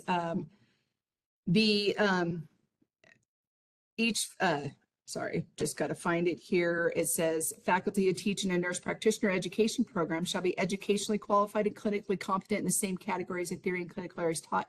Faculty shall meet the following requirements: hold an active, valid California RN license. That directly ties into Business Professions Code 2732.05A that says every employer of a registered nurse required to hold any board issued certification, and every person acting as an agent for such a nurse and obtaining employment shall ascertain that the nurse is currently authorized to practice as a registered nurse or as a registered nurse pursuant to a board issued certification within the provisions of this chapter. And then, so that addresses our faculty area. Preceptors are obviously not employed by the school. So preceptors are addressed in a separate section. And under the clinical preceptor in that same California Code of Regulations 1484, it states under D that the, not D, it states under F, clinical preceptor, that one, a clinical preceptor nurse practitioner education program shall A, hold an active, valid California license to practice his or her respective profession and demonstrate current clinical competence. So we are looking at addressing F1A to say hold an active and valid license in the state that they practice, where they're providing the service, but that will have to be a regulatory update. So in this time frame since 2019, when our NEC started working very well, bringing our nurse practitioner programs into compliance. Now that we're entering that 5-year mark and all schools have come into compliance that can, we've had one or two schools, this is our second school now, that has not been able to meet this due to their business plan.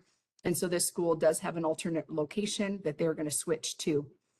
And then they will not be held to the same requirements as ours, where they have to have that same licensure requirement. And I think that will help them. Just as a caveat too, they have also applied as an out-of-state program, so they will still serve the students in California who are here and want to do their clinical here, because they have been approved as an out-of-state NP program for their students to, not approved as a program out of state, but their students are approved to do clinical here when they enroll in the Texas program. And many other states. I think that's when they get to the board. Is that correct? Because right now that was on today's materials in ELC.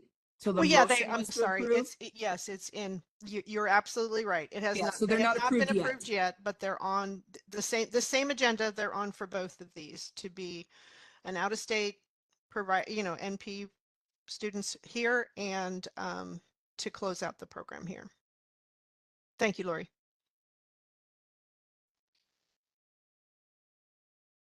Any the board members have questions or statements? No. Then I would like to take a motion to recommend the acceptance of the substantive changes requested by an approved program and approve the teach out and closure of United States University Nurse Practitioner Program. And Win seconds. BRN moderator, would you take us to public comment? Jovita, while we're waiting for that, could you also add that this teach out closes admissions to the nurse practitioner program with a projected end date of June 30th, 2026? The second part of the motion. Oh, could we have it back on the screen? Sure. It might take a sec, but we can get it back. Board moderator, can you back the PowerPoint slide up, please? Thank you. Thank you. So if approved, the teach out closes admissions to the nurse practitioner program with projected end date of June 30th, 2026, correct? Thank you. Yes. And when accepts, BRN Second. moderator, we're ready for public comment. No problem. We will be opening for public comment now. Please refer to the screen share for members of the public to see how they should type in their request for comment. I've activated the question and answer feature. Members of the public can indicate they would like to make a comment by typing into the question box, "I would like to make a comment." Please remember, you will have 2 minutes to make your comments. I will not give a reminder as your time approaches. I do not want to interrupt you nor cause you to lose your train of thought. I will mute your microphone and inform you that your time has expired, and we'll move on to the next member of the public. I'll pause for a moment for members of the public to type in, "I would like to make a comment."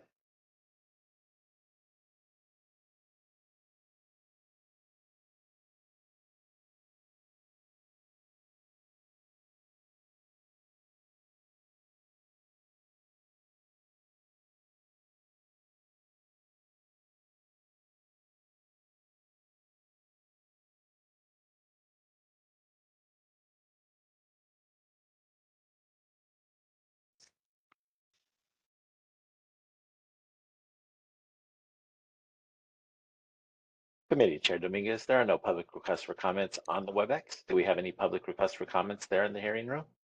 None. Thank you. Would you like me to close this window? Yes, please.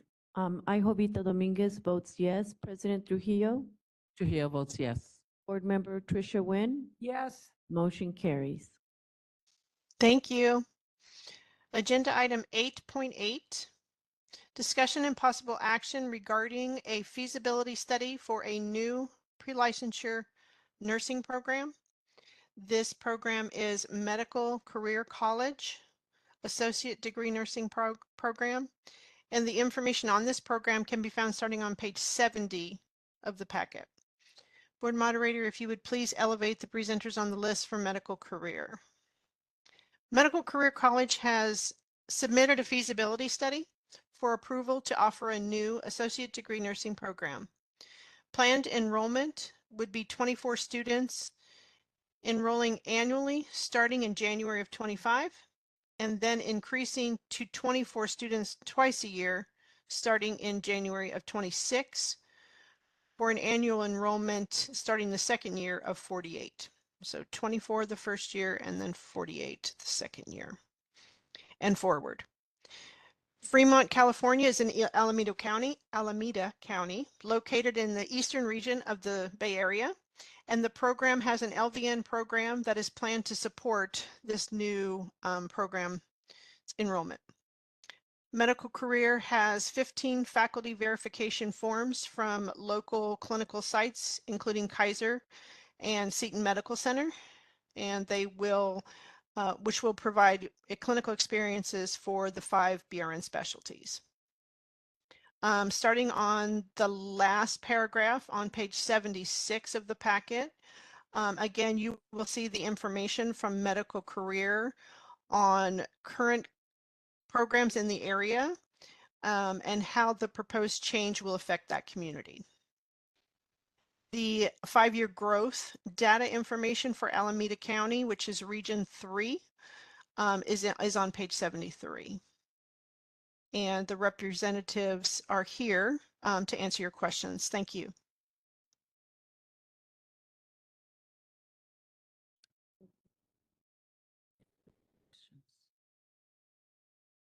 Well, this is Board Member Tricia Nguyen. I'm just wondering if maybe when the program representatives speak, they can just address, this impacted Region 3 and, I'm sure you just heard us go through a conversation about that. And, now here's another increase proposed. And if you would just kind of help us figure out how to proceed through this. Marilyn, are you Yes, able I'm to here. speak? Yes. Thank you. Good afternoon, everyone. I'm Marilyn Castillo, President of Medical Career College here in Fremont. And I would like to address the clinical facilities and placements. We already have substantial amount of clinical facilities that has accepted us. I mean, they're very willing to help us accept our students for the ADN program. And there are also other pending clinical sites that are willing to join in, help us out to accept our students, our future students for the program.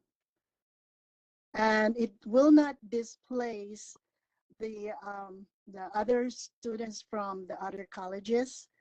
In fact, the ones that we have that signed up for the training, the sites, have not stated the other schools are training in their facilities.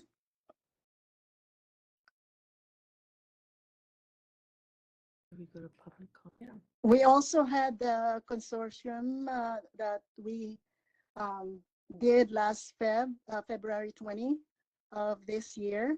And I met with 5 colleges, including there were Unitech College, Mission College, Cal State East Bay, Carrington, and San Joaquin Valley. And all of them are willing to collaborate with us in order for this program to come into fruition. And they are not in contradiction to it. They're not opposing, and they're willing to collaborate.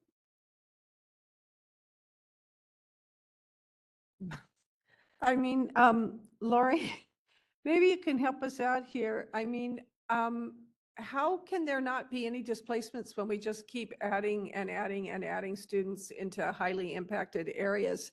And then these conversations take place and they say, oh, no, you're not going to affect us. And then they come to public comment or not and say, oh, you're really going to affect us. I mean, it makes these decisions very difficult. So It does. Board members' perspective. If Goodness, it's not even just the board members' perspective. It's definitely my perspective. It's definitely the legislators' perspective. It's definitely HCI, everybody's perspective on this. That's why we've kind of talked loosely over the last few years of a statewide consortium and really pushing like the use of consortiums, because that's where we can actually pull reports and get data from. We don't have a statewide consortium yet.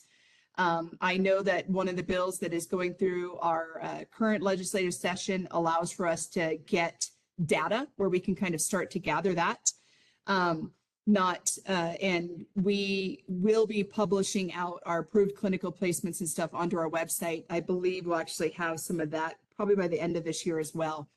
So we'll have more and more data, and that will, I think, help to alleviate some of these issues. But that is not anything that's in front of you right now. What happens is people talk to different people. So a lot of these healthcare facilities do not have a designated person that they speak to. If you have like Kaiser NorCal, you might speak with one person who would then know what's going on at every single Kaiser location and manage all of the clinical placements through them. When you look at the other smaller entities, they might speak to a coworker or a friend or a family member that works there and say, will you take our students? And then they say yes, and that they won't displace, but they may not know what's going on anywhere else. But then now they have verbal confirmation that their students can go there. There's also a difference between a contract and actual placement. A lot of healthcare facilities will enter into contracts saying that, yes, your students can come here, but then they don't schedule them to come there. The other issue that comes up is they may say, yes, you can come here, you're scheduled here. And then another person comes along and they say, yes, you can come here and you schedule here. And so they only have that clinical placement for a year and then they lose it the next year. And that happens frequently. And that's why we call it displacement. And in our annual data, it says, how many clinical spots did you lose? You know, what was the cause for you losing that? So we are approving in various regions throughout the state, which we started to give the regional data. We know that Orange County, LA, Irvine, San Diego are impacted. We had many people approved to do schools in Riverside. We started here. The Ontario and Riverside specific locations were becoming impacted. We have not heard a lot from the Fremont area. We have not heard a lot from your Fresno areas. So it looks like the pattern of these enrollment increases are, is they're going to these areas, then they'll do a bunch of approvals, and then they'll become impacted and they'll move to the next area. That's not necessarily a bad thing, but it just means that we're having to address regional clinical impaction versus statewide clinical impaction. And so until we hear feedback from our partner schools in those specific areas that they're being negatively affected, we won't know that they're negatively affected. And because we have no jurisdiction over any healthcare facilities, we cannot get accurate data.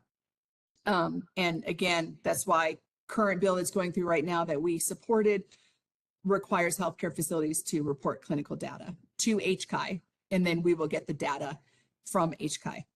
So there's not a lot that we can do today other than rely on the word of our programs and the word of the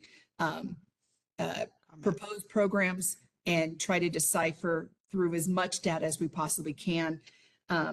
Medical Career College says they have support. They do have MA programs, I believe CNA programs, LVN programs. So they do have active clinical partnership. And in that area, there has not been a lot of growth specific to that area in Region 3 over the last, 5-6 years. So this region may still be able to accommodate some additional growth.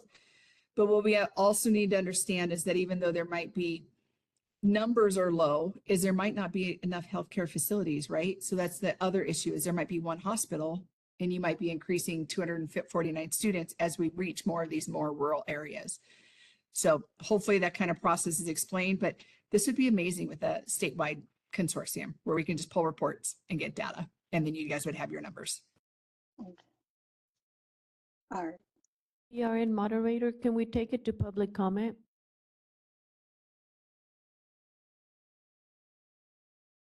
We will be opening for public comment now. Please refer to the screen share for members of the public to see how they should type in the request for comment. I've activated the question and answer feature. Members of the public can indicate that they would like to make a comment by typing into the question box, "I would like to make a comment." Please remember, you will have 2 minutes to make your comments. I will not give a reminder as your time approaches. I do not want to interrupt you nor cause you to lose your train of thought. I will mute your microphone and inform you that your time has expired, and we'll move on to the next member of the public. I'll pause for a moment for members of the public to type in, "I would like to make a comment." Lisa Lucchese would like to make a comment. 1 second, please.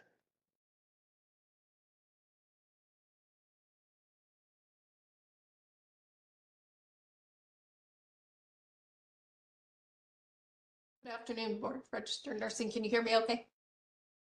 Yes, ma'am, go ahead. Thank you. I appreciate the time just to mention all of the things that have been relayed about impact, because we're the region next to Area 3. And I can speak to the fact that schools that are in Fremont frequently come into the San Joaquin Valley. I'm from San Joaquin Delta College, and schools that run out of space in Fremont often come to our clinical partners and then impact our programs. So the school previously approved is one of them.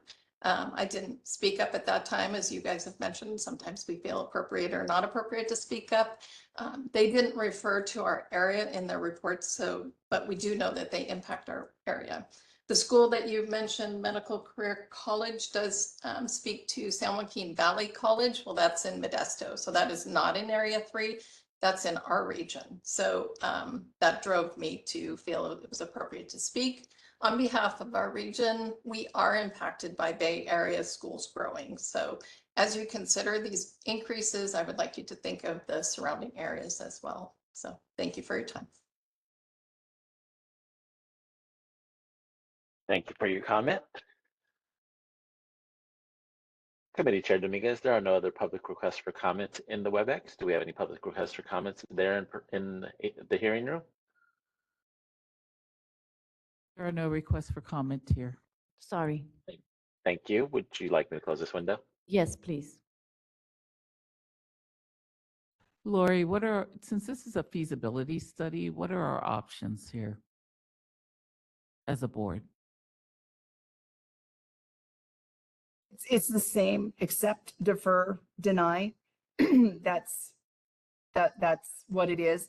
Understanding that if you accept this feasibility, all they have to do at this point is just come into compliance with our rules and regs, and they start.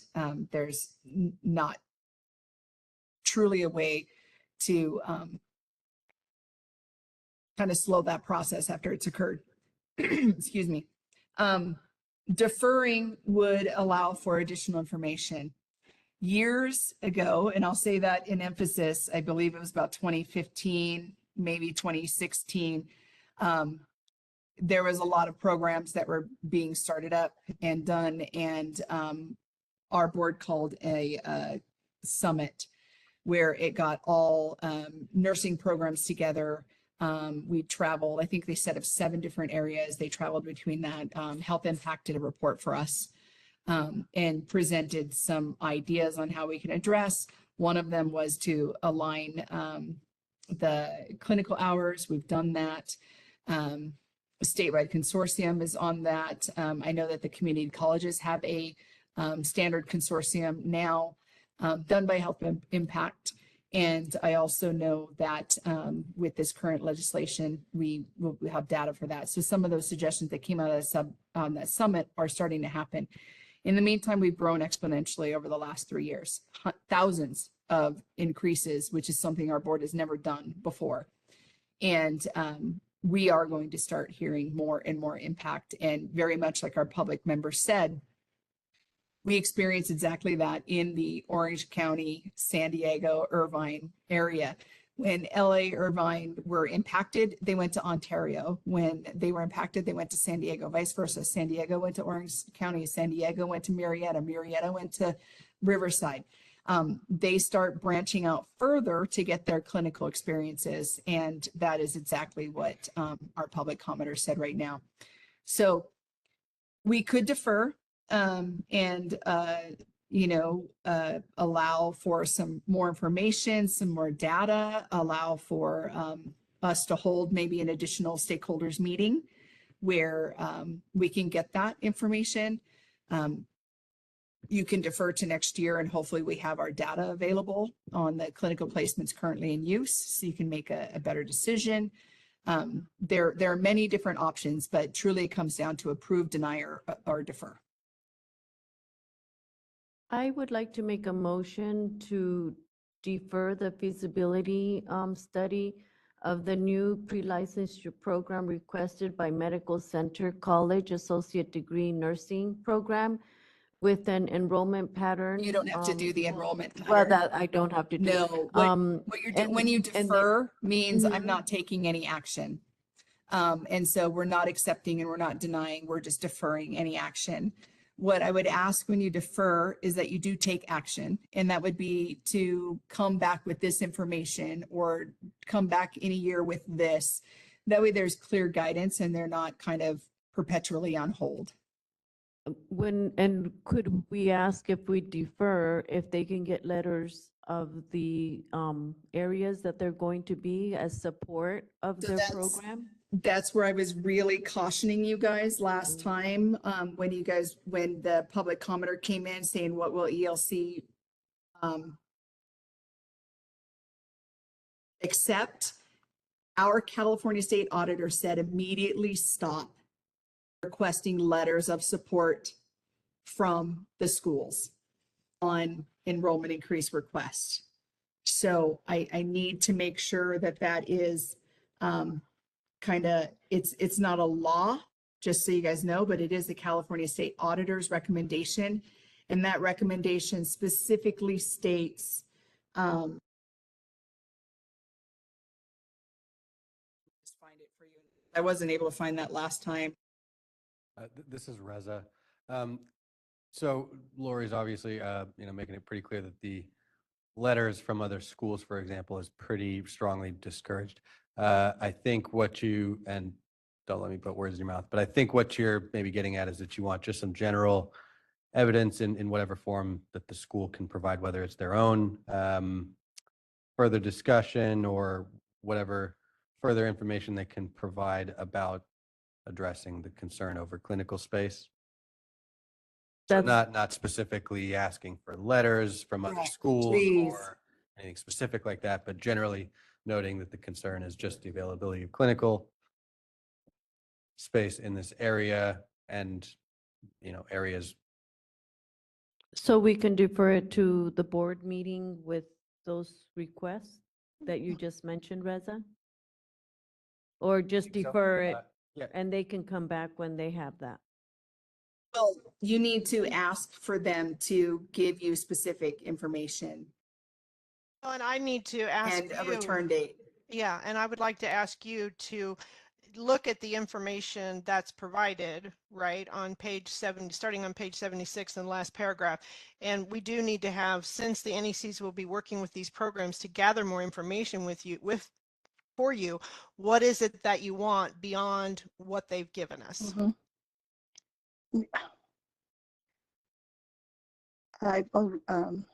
May I please stop? I already submitted the clinical facilities and signed it by either the director of nursing, which means that it is evidence that they are willing to accept us. Marilyn, I think they're talking about the schools, not the facilities. They're talking about the schools in the areas and the ones you contacted and you wrote out. And I didn't put we don't put all of the stuff they send us in the packet, but I have, all the correspondence and the meeting notes and all that kind of stuff. We just put in their file and we summarize it for you guys here. And on recommendation 8, it says from the California State Audits, to ensure the BRN is using up-to-date, accurate, and objective information to inform the governing board's enrollment decisions and to assess clinical capacity for student placements by April 1, 2021, BRN should do the following. Immediately discontinue its practice of having nursing program statements of support or opposition from neighboring nursing programs when considering requests for new programs or increased enrollment at the existing programs. Understanding this was a recommendation, it's the California State Audit. It is something we do take seriously. We did fully implement that. It does not mean that we can't change that. We would have to just notice California State Auditors that this is something that we are seeing that there's a need for, and we would like to continue this. It is not a law. So because it is not a law, we are not violating anything by doing this, but this was a recommendation that was presented to us. Lori or Mary Ann, how much work would it be for the NEC to kind of just informally go out to the, the entities allowed within to. the region? I'm We're sorry? not allowed to. We're not allowed to. Oh, we're That's not not- allowed to. Yeah. Thank you. Okay. Yeah, and not necessarily not allowed to, right? That's not within their total job description, right? To do that. Now, the board does have, and it's our board, to do kind of clinical planning. The board has for workforce planning and stuff. And we do have the Nursing Education Workforce Advisory Committee that will be working on clinical displacements and stuff around that. So we have different areas where we can address this. It just wouldn't live with NECs. And then just a historical, the NECs used to be required to do this. They asked the NECs, our board, previous board, asked the NECs to call around to area hospitals. And when we'd get an enrollment increase, they would ask for us they would identify the clinicals and we would have to call and verify that the information was accurate. That became very problematic with a board doing that, board staff doing that. And then it was asked to go to the schools because we couldn't support that in our job descriptions. And then the schools did it. And then we had the California State Auditor's recommendation not to do it. So it looks like this is a cyclical problem because we haven't been able to, as a state, address this. And this goes back again to the need for data, and a statewide consortium, which was our actual response to the California State Auditors when they sent this. It's just a little hard to Mhm. do. Mm-hmm.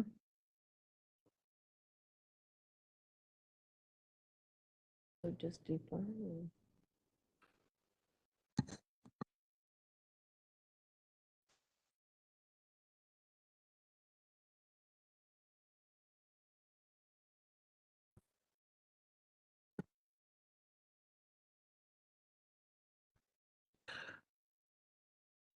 I'm hesitant.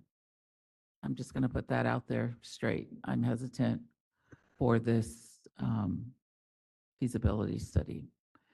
Yeah, and I think deferring action is appropriate. We just need to give them clear direction on what we're asking from them and when to come back. I'm having a hard time trying to figure out what to ask for, though. One thing we Eva. could consider, and I think we have precedent for this, is asking them to look at another less impacted area.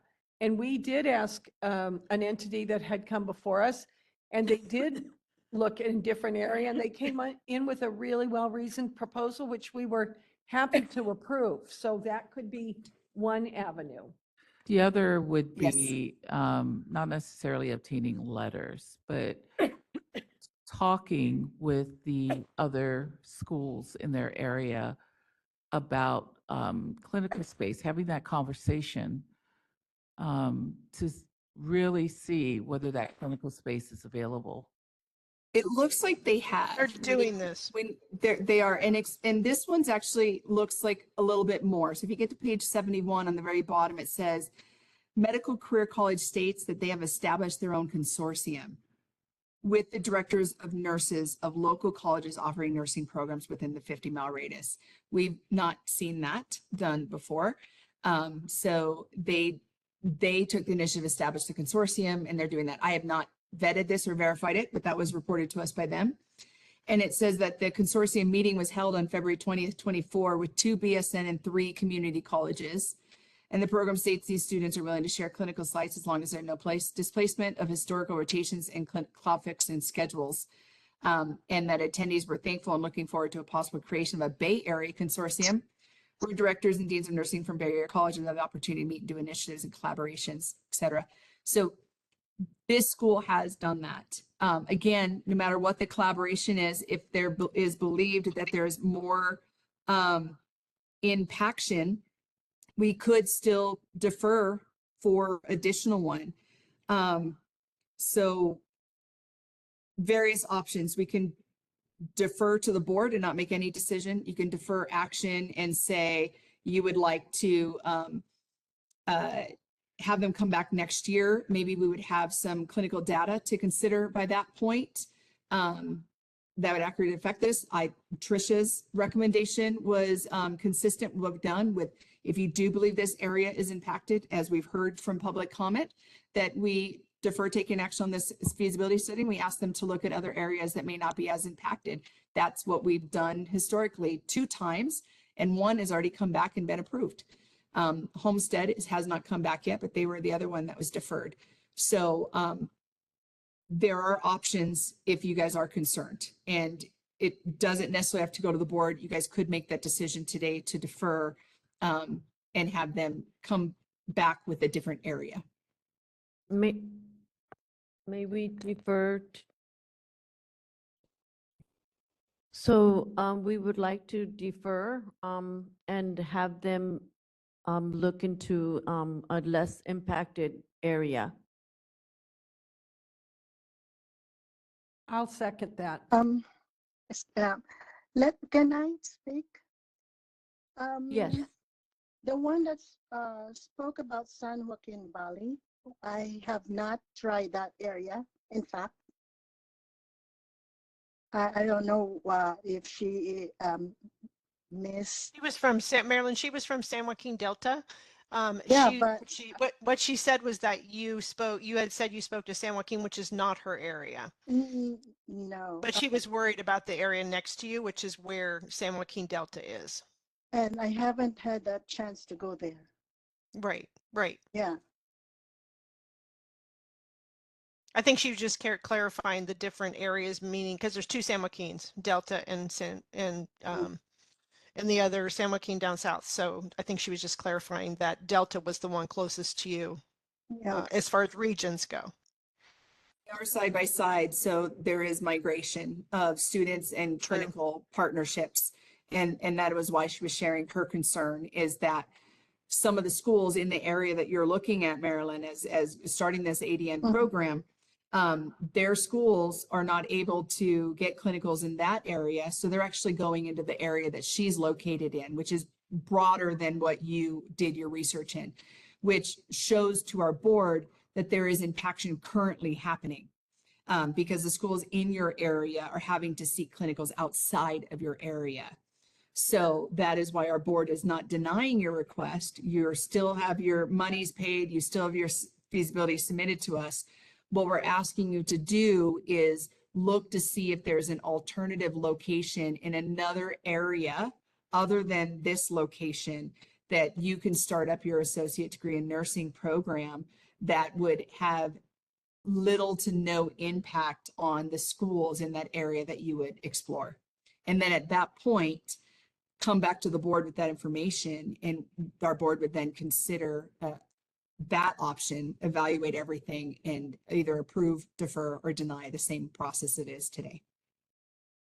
This is Reza. I just want to add to that. I think I'd like to be, for the committee, the board, and the school itself to be prepared in case that the school, because it sounds like what's being proposed as the motion to ask them to look into another area is not denying their request in this area. We're just asking, we're deferring action for one thing, and asking them to consider another area. So again, not denying the request in this area. So in the event that the school goes back and for whatever reason, they decide that they don't want to bring a proposal in another area, they want to stick with their proposal in this area, I think it's important that that possibility be considered and prepared for. And in that event, I think that kind of the hang up, just from having heard the discussion, is the lingering concern over not, the adequacy of clinical spaces for this school, but whether that's going to cause further impaction, worsening of impaction for other schools in that area. So I also don't have specifics. I think there was a lot of information in the materials already, but just for the school to know that that's, I think, the concern in this area. And if this motion carries and if they come back in the future with sticking to their proposal of this area, this location, that simply be prepared to address the concern that remains in that area. And also on that, again, reiterating, we're not asking for letters of support from other schools. That's not in our law that we can require, and I don't think it's been proposed that we ask for that. So, it goes a long way, I think, when schools identify the efforts that they've made, and it's certainly helpful when other schools indicate that they don't have an issue or that they were contacted and don't oppose it. But also, I think there is some onus on the other schools in the area to speak up on their own behalf if there is a problem, anticipation of displacement, and not just vague possibilities of displacement, but real concrete information. I think would really help the board and committee to decide these things. So hopefully that was clear for the school, for the committee, just kind of addressing the possibility that later on, if that proposal comes back with the same location, we haven't wasted these few months. Is there a timeline, committee members, for them to come back? November 14th.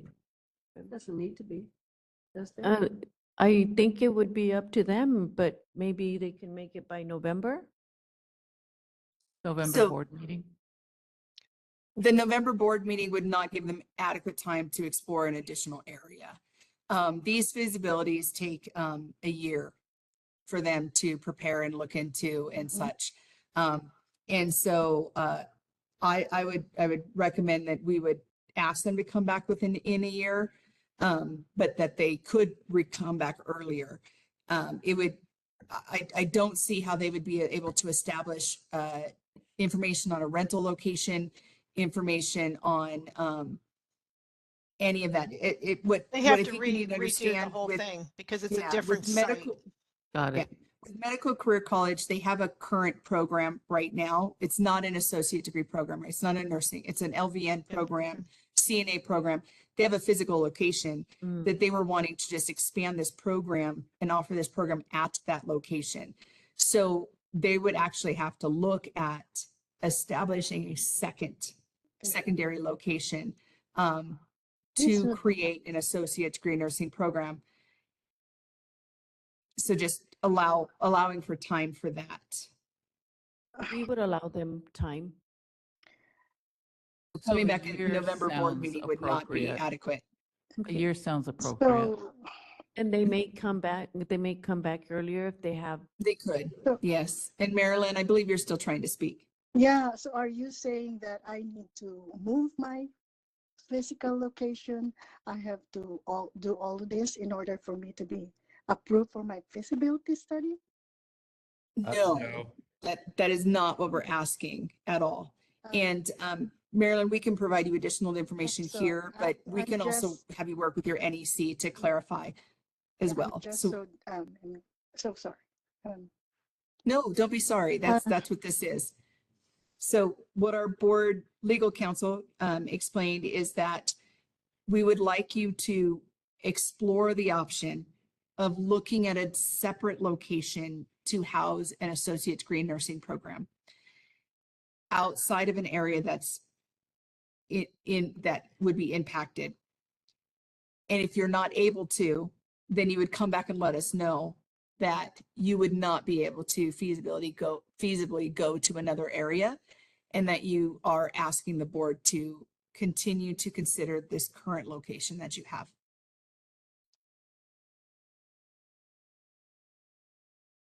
Just to add to that, this is Reza, the board's legal counsel. So the current proposed motion is to defer action. So your feasibility study would neither be approved nor denied as a result of today's action.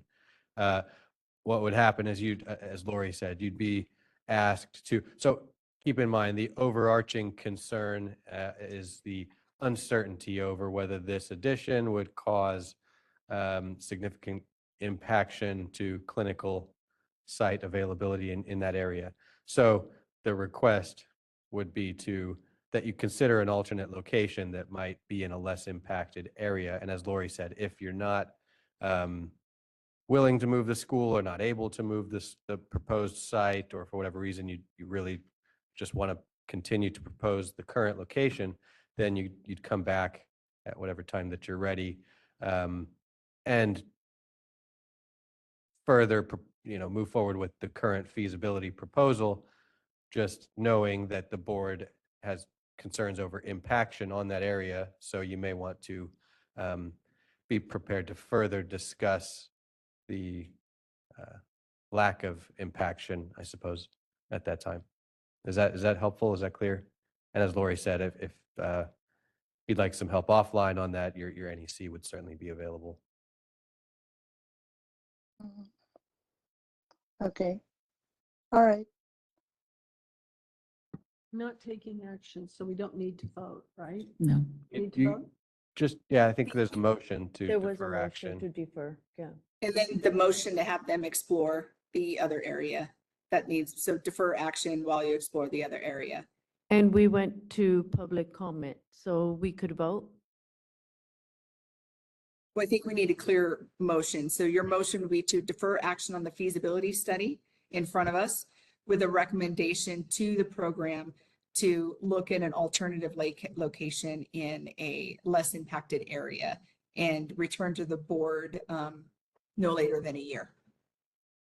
In August 2025. So, so I would repeat what you just said, correct? You can just say so moved. So moved and Do we need a second? and Tricia Nguyen seconds, and we can take it to a vote. I Jovita Dominguez votes yes. President Trujillo, Trujillo votes yes. Board Member Tricia Nguyen, And yes. motion carries. Thank you very much, Lori and Mary Ann, for your help, and Reza. Worries. Thank you. Marilyn, So I'll real reach quick out and before meet we- with you next week. Nope, we're done. Thank you, Mary Ann. And thank you, Marilyn. So before we adjourn, I just want to do another housekeeping, just because this is kind of awkward and something we haven't done before. So tomorrow morning at 9 o'clock is another board meeting. So the entire board is expected to be present. I will continue to be remote. And we will do the enforcement Intervention Investigations Committee section of that board meeting, followed in after that, the committee of that same meeting. So it will work very similar to the way it is today. Thank you. So Thank you. 8.9 adjournment, and we will see each other. We will be back tomorrow. Thank you.